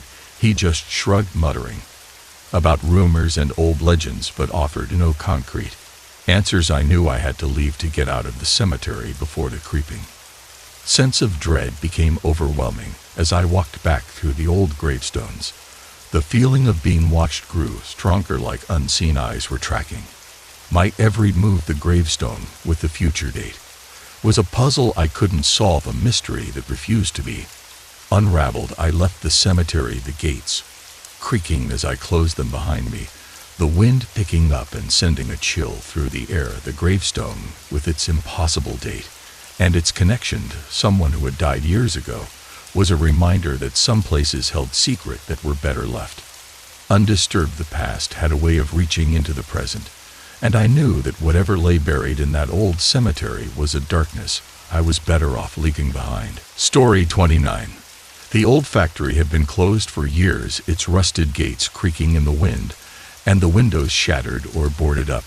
It was a relic from a time when industry thrived in the area, a monument to a bygone era now decaying into obscurity. I had always been fascinated by abandoned places, drawn to the mystery and the stories they held. So when I heard about the factory, I knew I had to explore it. The factory was massive, with towering smokestacks and long corridors that seemed to stretch on forever. The walls were covered in graffiti and debris littered the floors. I entered through a broken window, my footsteps echoing in the cavern of space. The air was thick with dust, and the occasional creak from the old machinery added to the eerie atmosphere. As I explored the factory, I came across an old office tucked away in a corner. The door was ajar, and inside I found a desk covered with papers and stacks of old documents. It looked like the office had been abandoned in a hurry, with files left open and chairs overturned. But what caught my attention was a stack of letters carefully tied together with twine. I picked up the stack and began reading through the letters. Each one was from a different person, but they all mentioned the same thing: a hidden room in the factory where something terrible had happened. The letters spoke of whispers in the walls, of strange sounds that echoed through the factory at night, and of a darkness that seemed to linger long after the factory had closed. One letter, written in shaky handwriting, described a chilling event: a group of workers who had ventured into the hidden room and never returned. The factory management had hushed it up, claiming the workers had left for other jobs, but the letter suggested otherwise. It spoke of blood stains on the floor, of screams that echoed through the factory, and of a sense of dread that hung over the place like a shroud. Another letter mentioned a hidden door cleverly concealed in one of the factory's old storage rooms.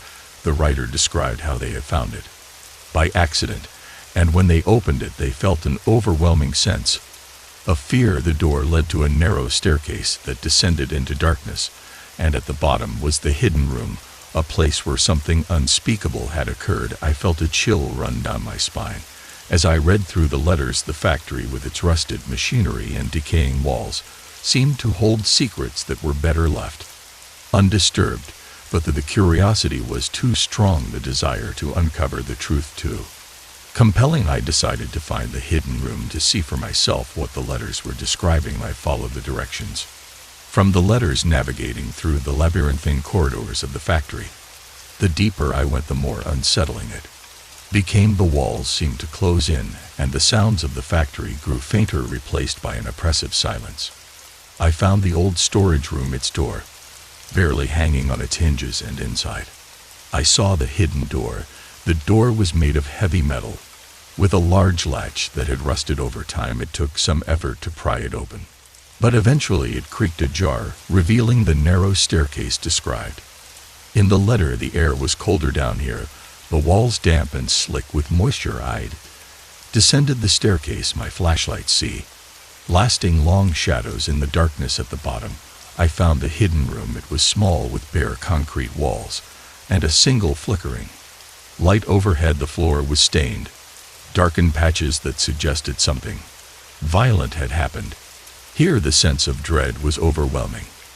The whispers from the letters seeming to come to life in the dark corners of the room. I knew I had to leave to get out of the factory before whatever had happened in this hidden room reached me. The letters, the hidden room, the stories of tragedy and loss, they were all signs that this place held a darkness that was better left undisturbed. I climbed back up the staircase, my heart racing, and left the factory behind.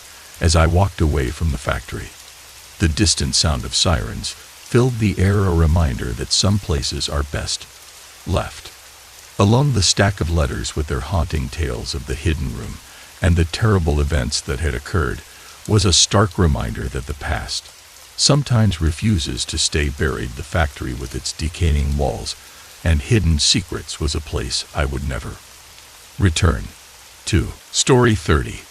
Exploring old mansions had always fascinated me. The towering facades, the hidden corners, and the echoes of a lifelong past had a way of drawing me in. This particular mansion was tucked away in the woods, its overgrown driveway hinting at years of neglect. The locals said it had been abandoned for decades, that it was haunted by the memories of the family who once lived there, but I wasn't easily deterred by stories of ghosts or curses.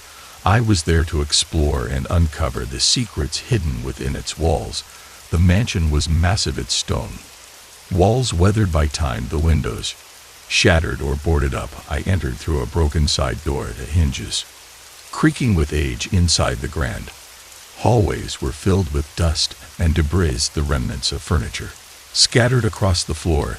The air was heavy with the scent of decay, and the only light came from the narrow slivers that pierced through the boarded windows. As I made my way through the mansion, I discovered a secret compartment behind an old bookshelf. It was cleverly hidden, the kind of thing you might miss if you weren't paying attention. The compartment was small, just large enough to hold a collection of journals, each one bound in leather and marked with a different year. The journal seemed out of place, untouched by the decay that had consumed the rest of the mansion. I took the journals to a quiet corner, a small room that might have once been a study. The first few entries detailed the daily life of the family who had lived in the mansion, their routine, their gatherings, and the occasional mention of local events. It was a snapshot of a time long past, a glimpse into the lives of people who had long since vanished. But as I read through the journals, I noticed something odd. The dates on the entry spanned decades, from the early 1900s to the 1960s. The family had lived in the mansion for generations, their stories unfolding within its walls. Yet, as I reached the final journal, the entries took a darker turn. There were mentions of strange occurrences, objects moving on their own, unexplained sounds in the night, and the feeling of being watched. The last entry in the final journal was what disturbed me the most. It was dated the day before my visit. Despite the mansion being abandoned for decades, the entry was short, just a few lines, but it described an eerie event: a figure seen standing in the grand hallway, its outline barely visible in the dim light. The writer mentioned a sense of dread, a feeling that something terrible was about to happen. I felt the chill run down my spine as I closed the journal. How could the entry be dated the day before I visited? The mansion had been abandoned for decades with no signs of recent activity, yet the handwriting was clear, the ink fresh, as if someone had written it just moments before I found it. I knew I had to leave, to get out of the mansion before whatever had caused the final journal entry found me. The hidden compartment, the journals, the final entry. It was all too much, too uncanny, like a warning that the mansion held secrets that were better left undiscovered. As I made my way back through the grand hallways, the shadows seemed darker, the creaking of the floorboards more pronounced. I passed by the grand staircase, the same one mentioned in the final journal entry, and I couldn't shake the feeling that someone or something was watching me. The air grew colder, the sense of dread more intense, as if the mansion itself was coming to life. I left the mansion, the overgrown driveway crunching beneath my feet, and I didn't look back. The journals, with their stories of a family that had lived and died within the mansion's walls, were a stark reminder that the past sometimes refuses to stay buried. The final entry, with its haunting description of a figure in the grand hallway, was a warning that the mansion still held a darkness, one that was better left behind. I knew I would never return to that mansion, never explore its grand hallways or hidden compartments again. The secrets it held were too dark, too unsettling, and the final journal entry suggested that some stories are best left unwritten. The mansion, with its decaying walls and haunting past, was a place I was glad to leave behind. Story 31. Working the night shift as a security guard at a research facility was usually a quiet job. I was responsible for monitoring the security cameras, checking the doors, and making sure the facility remained secure. It was an uneventful routine, just me in the silence of the night, with the occasional hum of machinery from the labs. But one night everything changed, and I discovered a hidden camera feed that turned my routine into a waking nightmare. It was a typical night shift, with the usual rounds and the occasional cup of coffee to keep me alert. The security booth was my base of operations, A small room with a desk, a bank of monitors, and a radio for communication with the other guards. The camera showed various parts of the facility from the front entrance to the labs and the corridors in between. During one of my breaks, I decided to explore the system, checking for any unused cameras or hidden feeds. I was curious, wondering if there were any blind spots or old cameras that had been forgotten. As I navigated through the system, I stumbled upon a feed that wasn't part of the usual setup. It was labeled Hidden Feed, and it showed footage from the security booth, my security booth. I felt a chill run down my spine as I watched the feed. It was from the previous night, showing me sitting at the desk reading a book to pass the time. The footage seemed ordinary at first, just me going about my usual routine, but then I saw something that made my heart race. There was someone standing behind me in the booth, a shadowy figure that seemed to appear out of nowhere. I froze, my hands trembling as I rewound the footage, hoping to find some explanation. The figure was indistinct, just a shadow in the corner of the frame, but it was unmistakable. It stood there for a few moments watching me, then slowly backed away and vanished into the darkness. I checked the security logs, but there was no record of anyone entering the facility that night. No visitors, no late-night staff, nothing. And panic set in as I realized that someone had breached security without leaving a trace. I checked the other camera feeds, hoping to find any sign of the intruder, but there was nothing. The facility was empty, the corridor silent, and the only person in the booth was me. But the hidden feed showed otherwise, showed someone standing behind me. Without my knowledge, I called my supervisor, my voice shaking as I explained what I found. He seemed puzzled, asking me if I was sure I hadn't just imagined it. I insisted that the footage was real, that someone had been in the facility without being detected. He promised to send backup and told me to stay put until they arrived. The wait felt like an eternity, the silence in the facility growing more oppressive with each passing moment. I kept my eyes on the monitors, expecting the shadowy figure to reappear, but the screen showed nothing but empty corridors and darkened labs. I checked the security booth, the corners where the figure had stood, but there was no sign of anyone else. When the backup guards arrived, we searched the facility, checking every room and corner, but found nothing. The facility was secure, and there was no evidence of forced entry or tampering with the cameras. It was as if the shadowy figure had never been there, as if it had vanished into thin air. The incident left me unnerved. The hidden camera feed, a stark reminder that the facility held its own secrets. The shadowy figure, the breach in security, the lack of any record at all pointed to something beyond my understanding. I knew I had to be cautious, to stay on high alert, because someone out there knew how to move through the facility without being detected. I asked my supervisor about the hidden feed, but he claimed not to know anything about it. The whole situation felt like a puzzle with missing pieces, each question leading to more uncertainty. I knew I couldn't stay on the night's shift, not after what I'd seen, the shadowy figure standing behind me in the booth. It was a haunting reminder that some things lurk in the shadows, waiting for the right moment to strike. I transferred to the day shift, where the light of day offered some comfort, but the memory of the hidden camera feed lingered. The research facility, with its dark corners and hidden feeds, was a place where the line between reality and nightmare could easily blur. I was glad to leave the night shift behind, but I knew that the shadowy figure was out there somewhere, watching and waiting. Story 32. Returning to my childhood home was bittersweet. The house had stood empty for years after my parents passed away, its once vibrant rooms now quiet and covered in dust. I was tasked with cleaning it out, deciding what to keep and what to let go. It was a daunting job, one that carried the weight of memories and nostalgia. The creaking floorboards and faded wallpaper reminded me of a different time, but I knew that moving forward meant letting go of the past. I started in the attic, sorting through old boxes and stacks of yellowed newspapers. The familiar smell of cedar and moths filled the air, and I found myself lost in memories as I uncovered childhood toys and forgotten trinkets. It was while I was lifting a box of old books that I noticed a loose floorboard. At first, I thought it was just wear and tear, but when I pried it up, I found a set of keys tucked away in a small wooden box.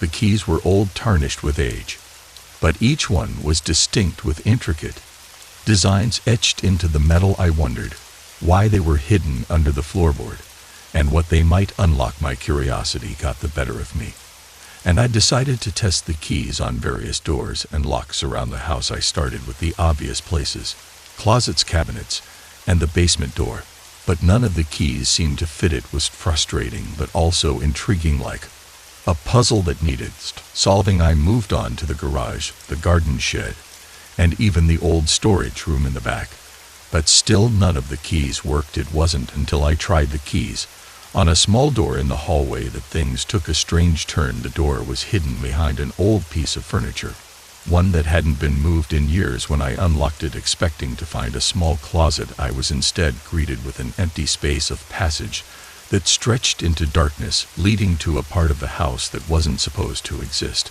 I felt a chill run down my spine as I stepped into the passage, my flashlight casting long shadows on the walls. The air was colder here, the scent of dust and decay more pronounced. I followed the passage as it twisted and turned, leading to a hidden room at the far end of the house. The room was empty, but the floorboards were clean, as if someone had recently swept them. It was unsettling, the idea that this hidden space had been concealed for so long.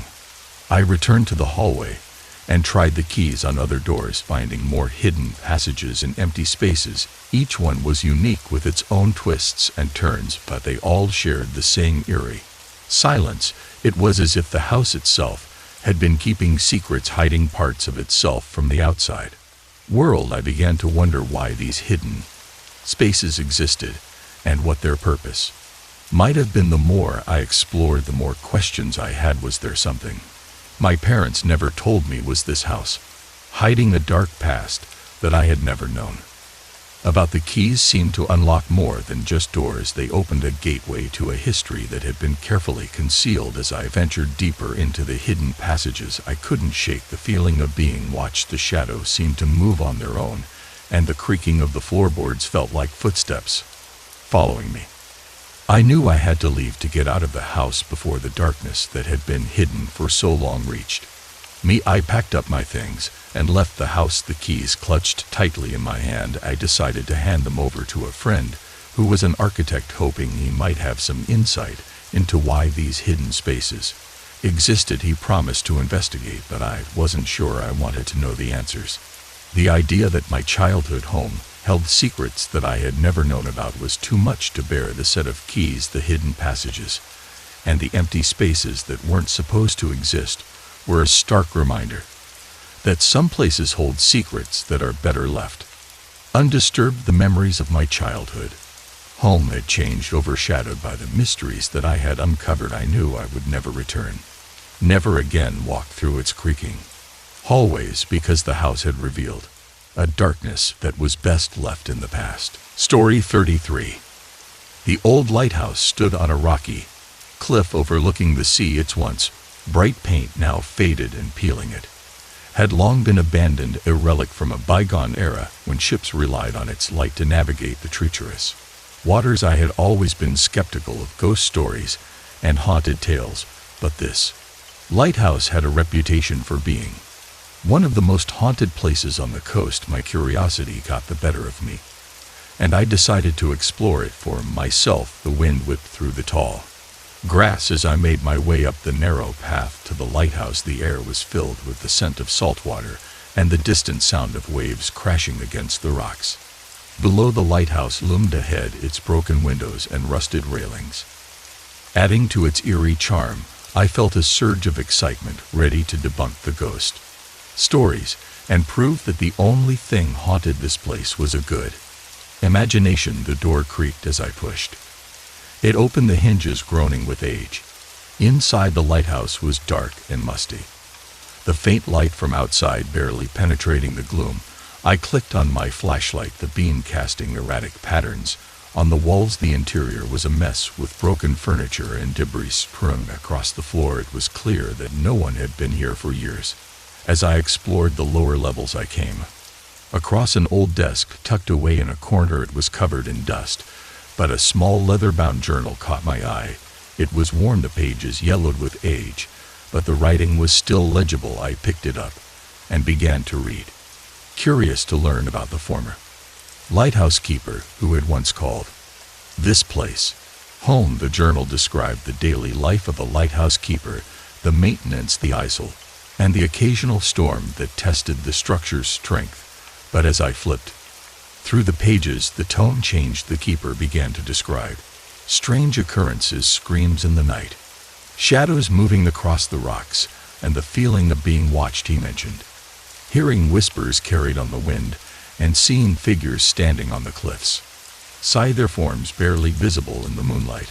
I felt a chill run down my spine as I read the journal, the descriptions growing increasingly disturbing. The keeper wrote about sleepless nights, unable to rest because of the constant noise and the sense of foreboding that seemed to hang over the lighthouse. He even mentioned seeing figures in the lighthouse itself moving through the corridors when he was alone. As I reached the final entry, the screams began. At first, I thought it was my imagination, the journal playing tricks with my mind. But the sound grew louder, echoing off the rocks and filling the lighthouse with a haunting wail. It was a scream, like someone in agony carried on the wind from the cliffside. Below, my heart raced as I dropped the journal, my flashlight shaking in my hand. I ran to the nearest window, expecting to see something on the rocks.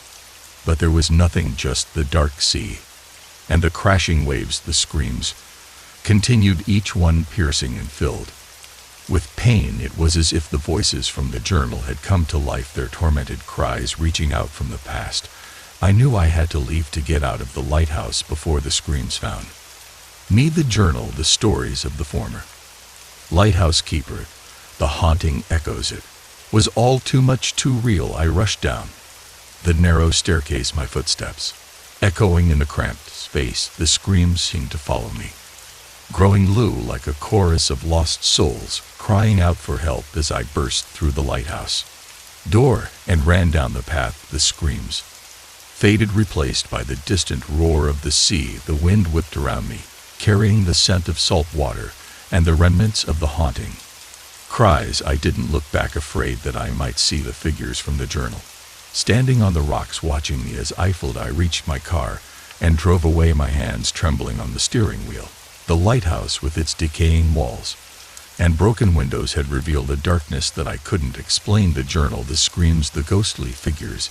It was a reminder that some places carry a heavy burden, a history filled with sorrow and loss. I knew I would never return to that lighthouse, never again walk its narrow corridors or peer out of the cliffside. Below, the haunting screams were too real to filled with pain, a testament to the tortured souls that still lingered in the shadows of the old lighthouse. Story 34. Investigating a series of home invasions was a grim task. The cases were piling up, each one leaving fans shaken, and police baffled. The pattern was consistent. The intruders entered without leaving a trace, taking nothing of value, but leaving a sense of fear in their wake. I was a detective assigned to the case, tasked with finding the link between the break-ins and uncovering who was behind them.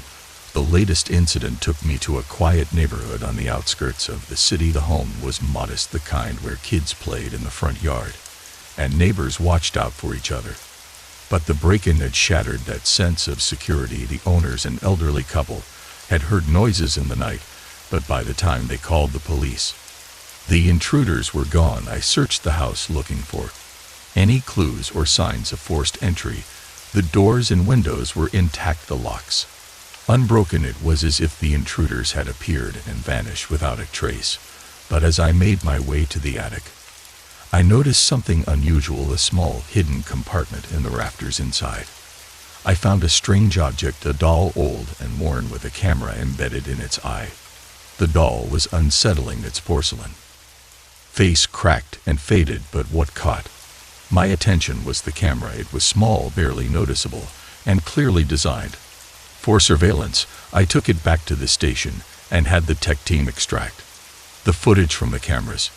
Memory, what I saw made my blood run cold. The footage showed various locations around the city, homes, parks, and public places it was a montage of different scenes, each one recorded from the doll's perspective. But what disturbed me most was when I saw my own apartment on the screen. The footage showed my living room, my kitchen, even my bedroom. The doll had been there, recording without my knowledge. I felt a surge of fear, the realization that I had been watched, that my privacy had been violated. The footage was recent, recorded just a few days before the latest home invasion.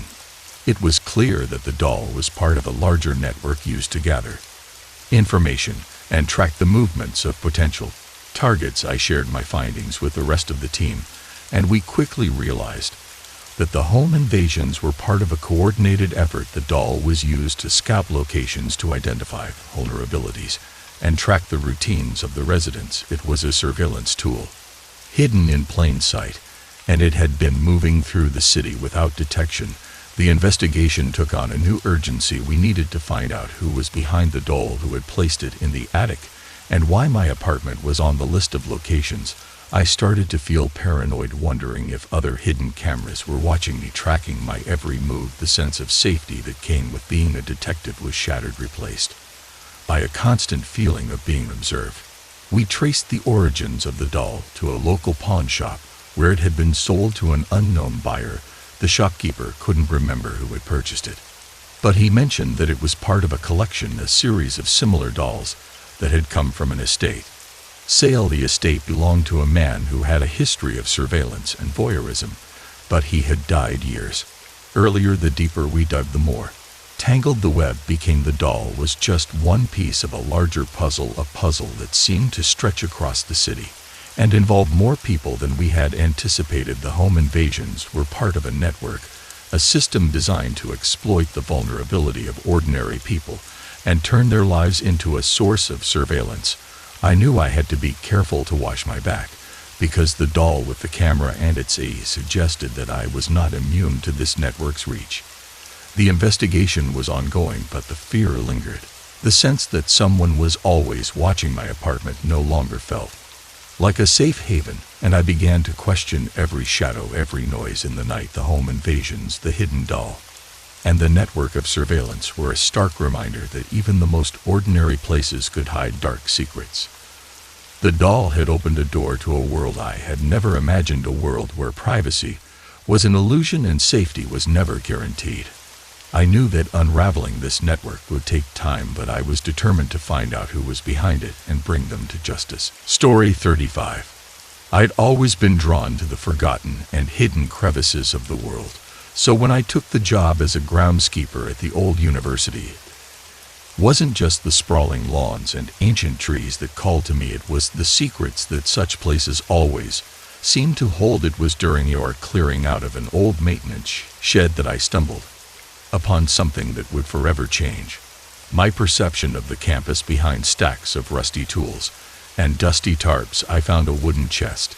Inside, amid various discarded items, lay an old map. It was brittle and yellowed, but clearly detailed, a series of tunnels beneath the campus. The map was a labyrinth of lines with markings and notes scrolled in a faded ink. There was an air of mystery that whispered to me from the paper, an invitation to explore the unknown. I asked around the professors, the administrative staff, even the oldest of the janitorial team. None of them knew or admitted to knowing about any underground tunnels. Their ignorance, or was it denial, only fueled my curiosity. I had to see for myself what lay beneath the entrance. According to the map, was behind the boiler room of the oldest building on campus. It took me several nights of poking around under the guise of inspecting the old heating system to find it, a false wall cleverly disguised to look like the rest of the foundation.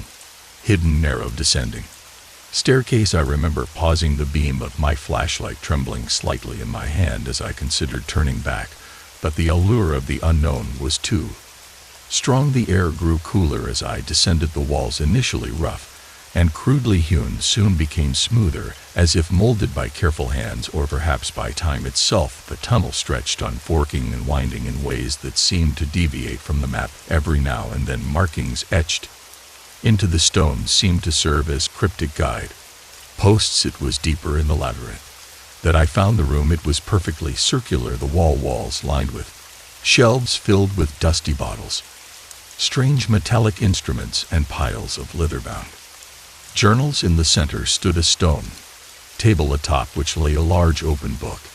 Its pages were filled with diagrams and writings in a language I didn't recognize, accompanied by illustrations that twisted my stomach with unease. The drawings depicted creatures, humanoid but distorted, with elongated limbs and sunken empty eyes. As I flipped through the pages, the air grew thick, heavy with the smell of damp and decay. A sound began to echo through the tunnels, a faint dragging shuffle. I snapped the book shut, and the sound ceased. Hard hammering. I decided it was time to leave. I retraced my steps, the silence oppressive, broken only by my own heavy breathing.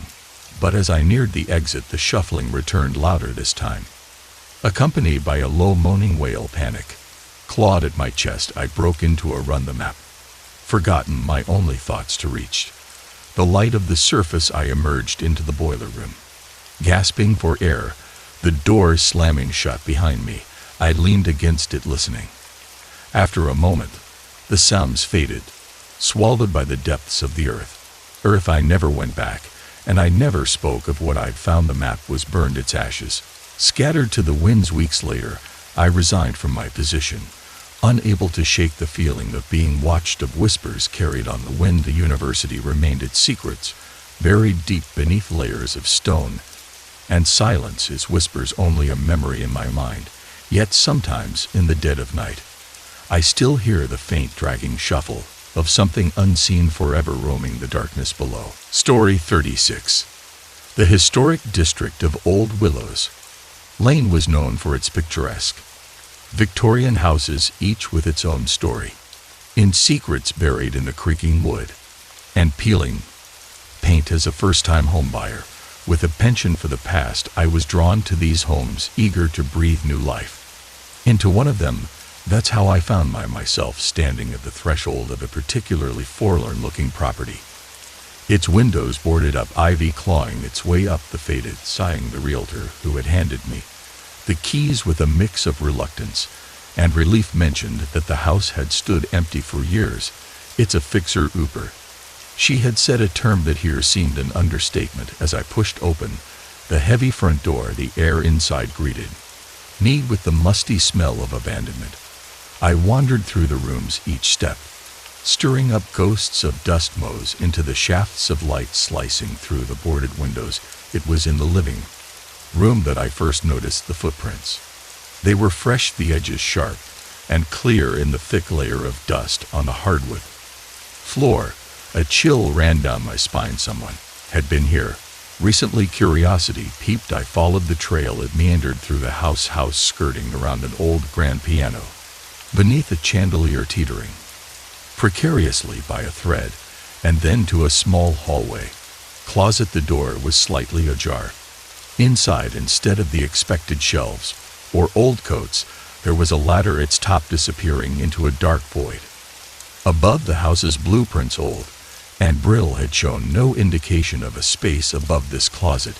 It was as if someone had added it without a trace, hidden from view and forgotten by all but one. With a mixture of fear and intrigue, I climbed the ladder, each rung groaning under my weight. The space at the top was cramped and pitch black. Fumbling with my flash light, I illuminated an attic-like room, its low ceiling pressing down heavy with shadows. It was empty, save for a small, dusty trunk in one corner. The air was stifling, thick with the scent of old fabric and wood.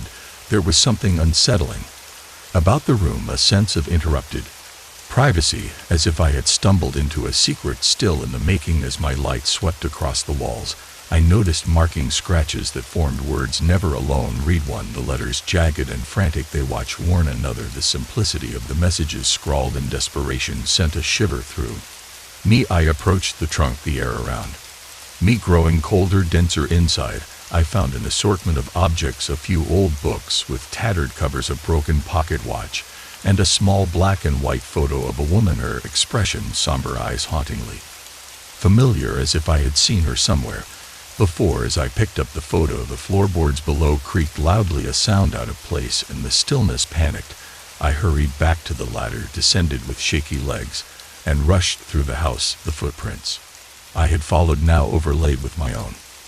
In a chaotic dance once outside, I breathed deeply, trying to shake off the claustrophobia and dread that clung to me. The sun was setting, casting long shadows across the lawn. As I turned for one last look at the house, I saw movement behind a second-story window, the flicker of a curtain, though all had been boarded up. My heart seized. There was no denying it. The house, though abandoned, was far from empty. I returned the keys to the realtor the next morning, recounting none of what I had discovered. She seemed eager to be rid of them, her eyes darting away from mine as she spoke of other properties that might suit me. But as I left, I glanced back at her office window. There, pinned to the bulletin board, was the same photo I had found in the trunk. The woman's solemn eyes watched me go, a silent guardian of her domain, and a reminder that some secrets are best left undisturbed. Story 40. The winding roads of the Appalachian Mountains have always held a mysterious allure for me. That day, with the autumn leaves painting the hills in fiery hues, I was driving through a particularly remote mountain pass, a shortcut I hoped would shave a few hours off my long journey home. The road was narrow and curving, hemmed in by looming cliffs and dense woods. As I rounded a sharp bend, a road sign, old and partially obscured by overgrown vines, caught my attention. It pointed down a gravel path barely visible from the main road. "Welcome to Elkmont," it read, with an arrow gesturing toward what appeared to be nothing more than a break in the trees. I had driven this route many times and never noticed this sign, nor was Elkmont marked on any map I owned. Curiosity overcame caution, and I turned onto the path. The road was rough, more a series of potholes than a continuous surface, and the woods seemed to close in around me. After what felt like miles, the trees suddenly cleared, and I found myself on the outskirts of a village. Elkmont was eerily silent. The village consisted of a dozen buildings arranged around a central square, with a dry fountain. Each structure bore the weight of abandonment, windows boarded up or shattered, doors hanging off hinges, roofs sagging under the burden of neglect. Yet there was something unsettling about the desolation. It felt staged, like a scene from a movie left behind after the cameras had stopped rolling. I parked near the square and stepped out of my car. The silence, oppressive, broken only by the rustle of the wind through the autumn leaves. My footsteps echoed off the empty buildings as I ventured further into the village. It was then that I checked my GPS, intending to mark the location for later exploration. To my surprise, the screen showed recent activity, a cluster of digital markers indicating movement and heat signatures from just a few days ago. Perplexed, I walked toward the largest building, which appeared to have once been a town hall. The door creaked ominously as I pushed it open. Inside, dust motes danced in the beams of light, filtering through the cracks, and the boarded-up windows and papers and furniture were strewn about as if the inhabitants had left in a hurry. On a decayed bulletin board, flyer fluttered in the draft, notices for community events dated years ago. Their edges curled and faded. As I explored further, I found personal items, a child's doll, a pair of glasses, a book left open, as if waiting for its reader to return. It was as if the villagers had vanished, leaving their lives suspended in time. But the GPS data haunted me, suggesting that someone or something was still here, perhaps watching. I decided to investigate the home surrounding the square. Each house told a similar story of abrupt departure, meals left uneaten on tables, clothes still hanging on lines, photos of smiling families gazing out from dusty frames. The air grew colder, the sky outside darkening as if storm clouds were rolling in. Then, in a house on the far edge of the village, I found something different. An office with walls covered in maps and photos, red lines connecting points and dates circled. It was a research station, or so it seemed. Notebooks filled with observations lay scattered about, and a large ham radio setup indicated someone had been communicating with the outside world, or at least trying to. The last entry in the nearest notebook was dated just one day prior to my visit. It spoke of a phenomenon an anomaly in the area that caused disorientations and temporal discrepancies. The writer theorized that Elkmont was not just abandoned, it was caught in a flux visible only intermittently to the outside world, trapped by some unknown force. A chill ran down my spine as the implications settled in. I was about to leave to run back to my car and never return when a sudden movement outside caught my eye. Through the window, I saw figures moving swiftly between the building shadows. At the vision, they were there and then, not flickers of existence that teased the periphery of my sight. Panicking, I dashed back to my car, the echo of my footsteps too loud in the empty village. As I started the engine, the GPS blinked out, the screen going black before flickering back to life, the map empty of any markers. Elkmont erased, as if it had never been there. Driving away, the road behind me seemed to disappear into the thickening fog. My heart pounded with the terror of the unknown, the rearview mirror reflecting nothing but the dense woods swallowing the path that had led me to that forgotten village. I drove on, the memory of Elkmont already fading like a dream upon waking, vivid yet unreal, haunting yet unreachable.